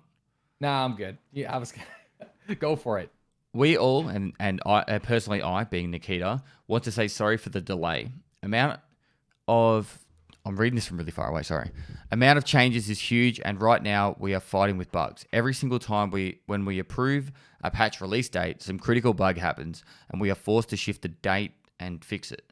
Because we don't want to give you guys experience what needs to be fixed and polished. Give us a little more time. I don't want to say it will be super soonish. What? I don't want to say it will be super soonish soon to scare away luck. Thank you for your patience, BSG dev team. It's a tough one, man. It's a tough one because I think a lot of people understand. Yes. But it doesn't necessarily make people happy. So, I'm okay with it, but obviously a lot of people are not happy that the wipe's not here or the patch isn't here, and that comes from passion and excitement and, in a weird way, love. Because sometimes, actually, that would have been too violent to say during the podcast. Monka TOS, so I'll choose a different word. Yeah, anyway, we'll just move on. Yeah, it just comes from passion. We'll just say that. And honestly, the Tarkov community is the most passionate gaming community that I know of. That it's just, we're all like, this is a pretty niche game. And a lot of people out of mainstream like gaming, like all the like I was at PAX, no one really knew what Escape from Tarkov was that doesn't play Escape from Tarkov. So it's Yeah. one of those games where it's a very dedicated community, very passionate community. It's crazy because like it's a really good game that has problems, but it's still a really good game. And I think the driving marketing point is just word of mouth. Like people talking about Tarkov and how cool it is really what drives people to the game. And I think that's a good thing. You know, and also what's a good thing is the fact that the game is surviving years down the road during its early access development. That's always a really good sign. So it's I mean, for somebody that comes from the DayZ community, we're It's on only what, 7 years, mate. 7 years there. yeah, I mean, like I've been through it at its worst, so this is fine so far. Like I know what it's like to be in a position where you're waiting like 12 to 13 months for something. You know, at least we've got something from April. We have some new guns. We have the Battle Eye. We have like updates every now and again when it comes to attempts to fix performance and The stuff. game feels- At least we're getting something rather than absolutely nothing. And I know that might not be a really good position to take, and I know that comes from a position of bias. But here's at the end of the day, do you want the patch to come out with a fuck ton of broken bugs that ruins your experience, or would you much rather than wait 2 or 3 weeks or whatever, how long it's going to take, that comes from pure speculation, to make you sure that your experience is clean and smooth and enjoyable? Yeah, you're exactly right there. And That's it. people want bugs. People want bugs. I People know. want bugs. People want the bugs. All right, Deadly. Are you going to start your stream after this, man? Yeah, I need to run to the bathroom though. You know, Alright. real fast, like very soon, fast. Alright. But thank you for having me, man. This was fun. Really appreciate you invited me on to do the to read through some of the patch notes. Hopefully you Learned guys a lot. enjoyed this too, because this has actually been... I wasn't actually sure what you guys would think about it. I did have a really interesting Twitter post about how my community needed me to read out the notes because they can't read. And they're Whoa. It illiterate. wasn't okay. So that guy was a dingleberry. It was. It's No, not but- about reading the post for somebody. It's about discussing the notes. I know. And like the implications on the game. So that guy is Is just it- being a it's a fucking dingleberry. cheeseburger, man. No, but look, there's Yeah. 4,300 people here, which is just fucking astonishing, man. Wait, what? Yeah, we had... I haven't even been reading chat. I haven't even opened up a screen. DeadlySlob 4,300 doesn't watch people. my Holy stream. And we shit. lost him. So it's been a really, really Oh, fun... wait, am I experience. gone? Nah, you're here. I'm just talking shit. Oh man. Oh yeah, no, I just actually maneuvered and changed some stuff with my setup. there So, for yeah. streaming, so Once we're finished up here, I will send you guys over to DeadlySlob, and he's going to play some Tarkov, and I'm sure he might play some other games too if he feels like it. But Yep. firstly, Deadly, thank you so much for hanging out, talking shit. hey, no problem, man. This was fun. This was a great time, and We need to do a podcast Yeah, I hope you guys just had us a good talking time shit too. sometime as well. Not even about Tarkov, just life and everything in between. yeah, I know we definitely have to do that. You know, percent for sure. All right, so anyone who's sticking around here, I will host DeadlySlob as soon as his stream goes live. If you guys... I think I'm live, but I need to take some minutes because I was not joking. I'm Yeah, no, being go for it, very man. Go serious for about it. the bathroom issue. Um, All right, boys and girls, I'll see you guys later, and see you guys at point 12. And if you guys aren't already following DeadlySlob, make sure you go over there, give him a follow, hang out there, and support him as well. You guys have been absolutely amazing. You can head off, Deadly. I'll just talk shit for the next few minutes. All right, see you later, guys. See you and later. Australia doesn't exist. So, guys, all the links are down below. If you want to go give DeadlySlob a follow, make sure you go give him some support. He's an absolute legend of a bloke, and took a lot of his time out of his day to hang out and discuss those patch notes with me. So, thanks, guys.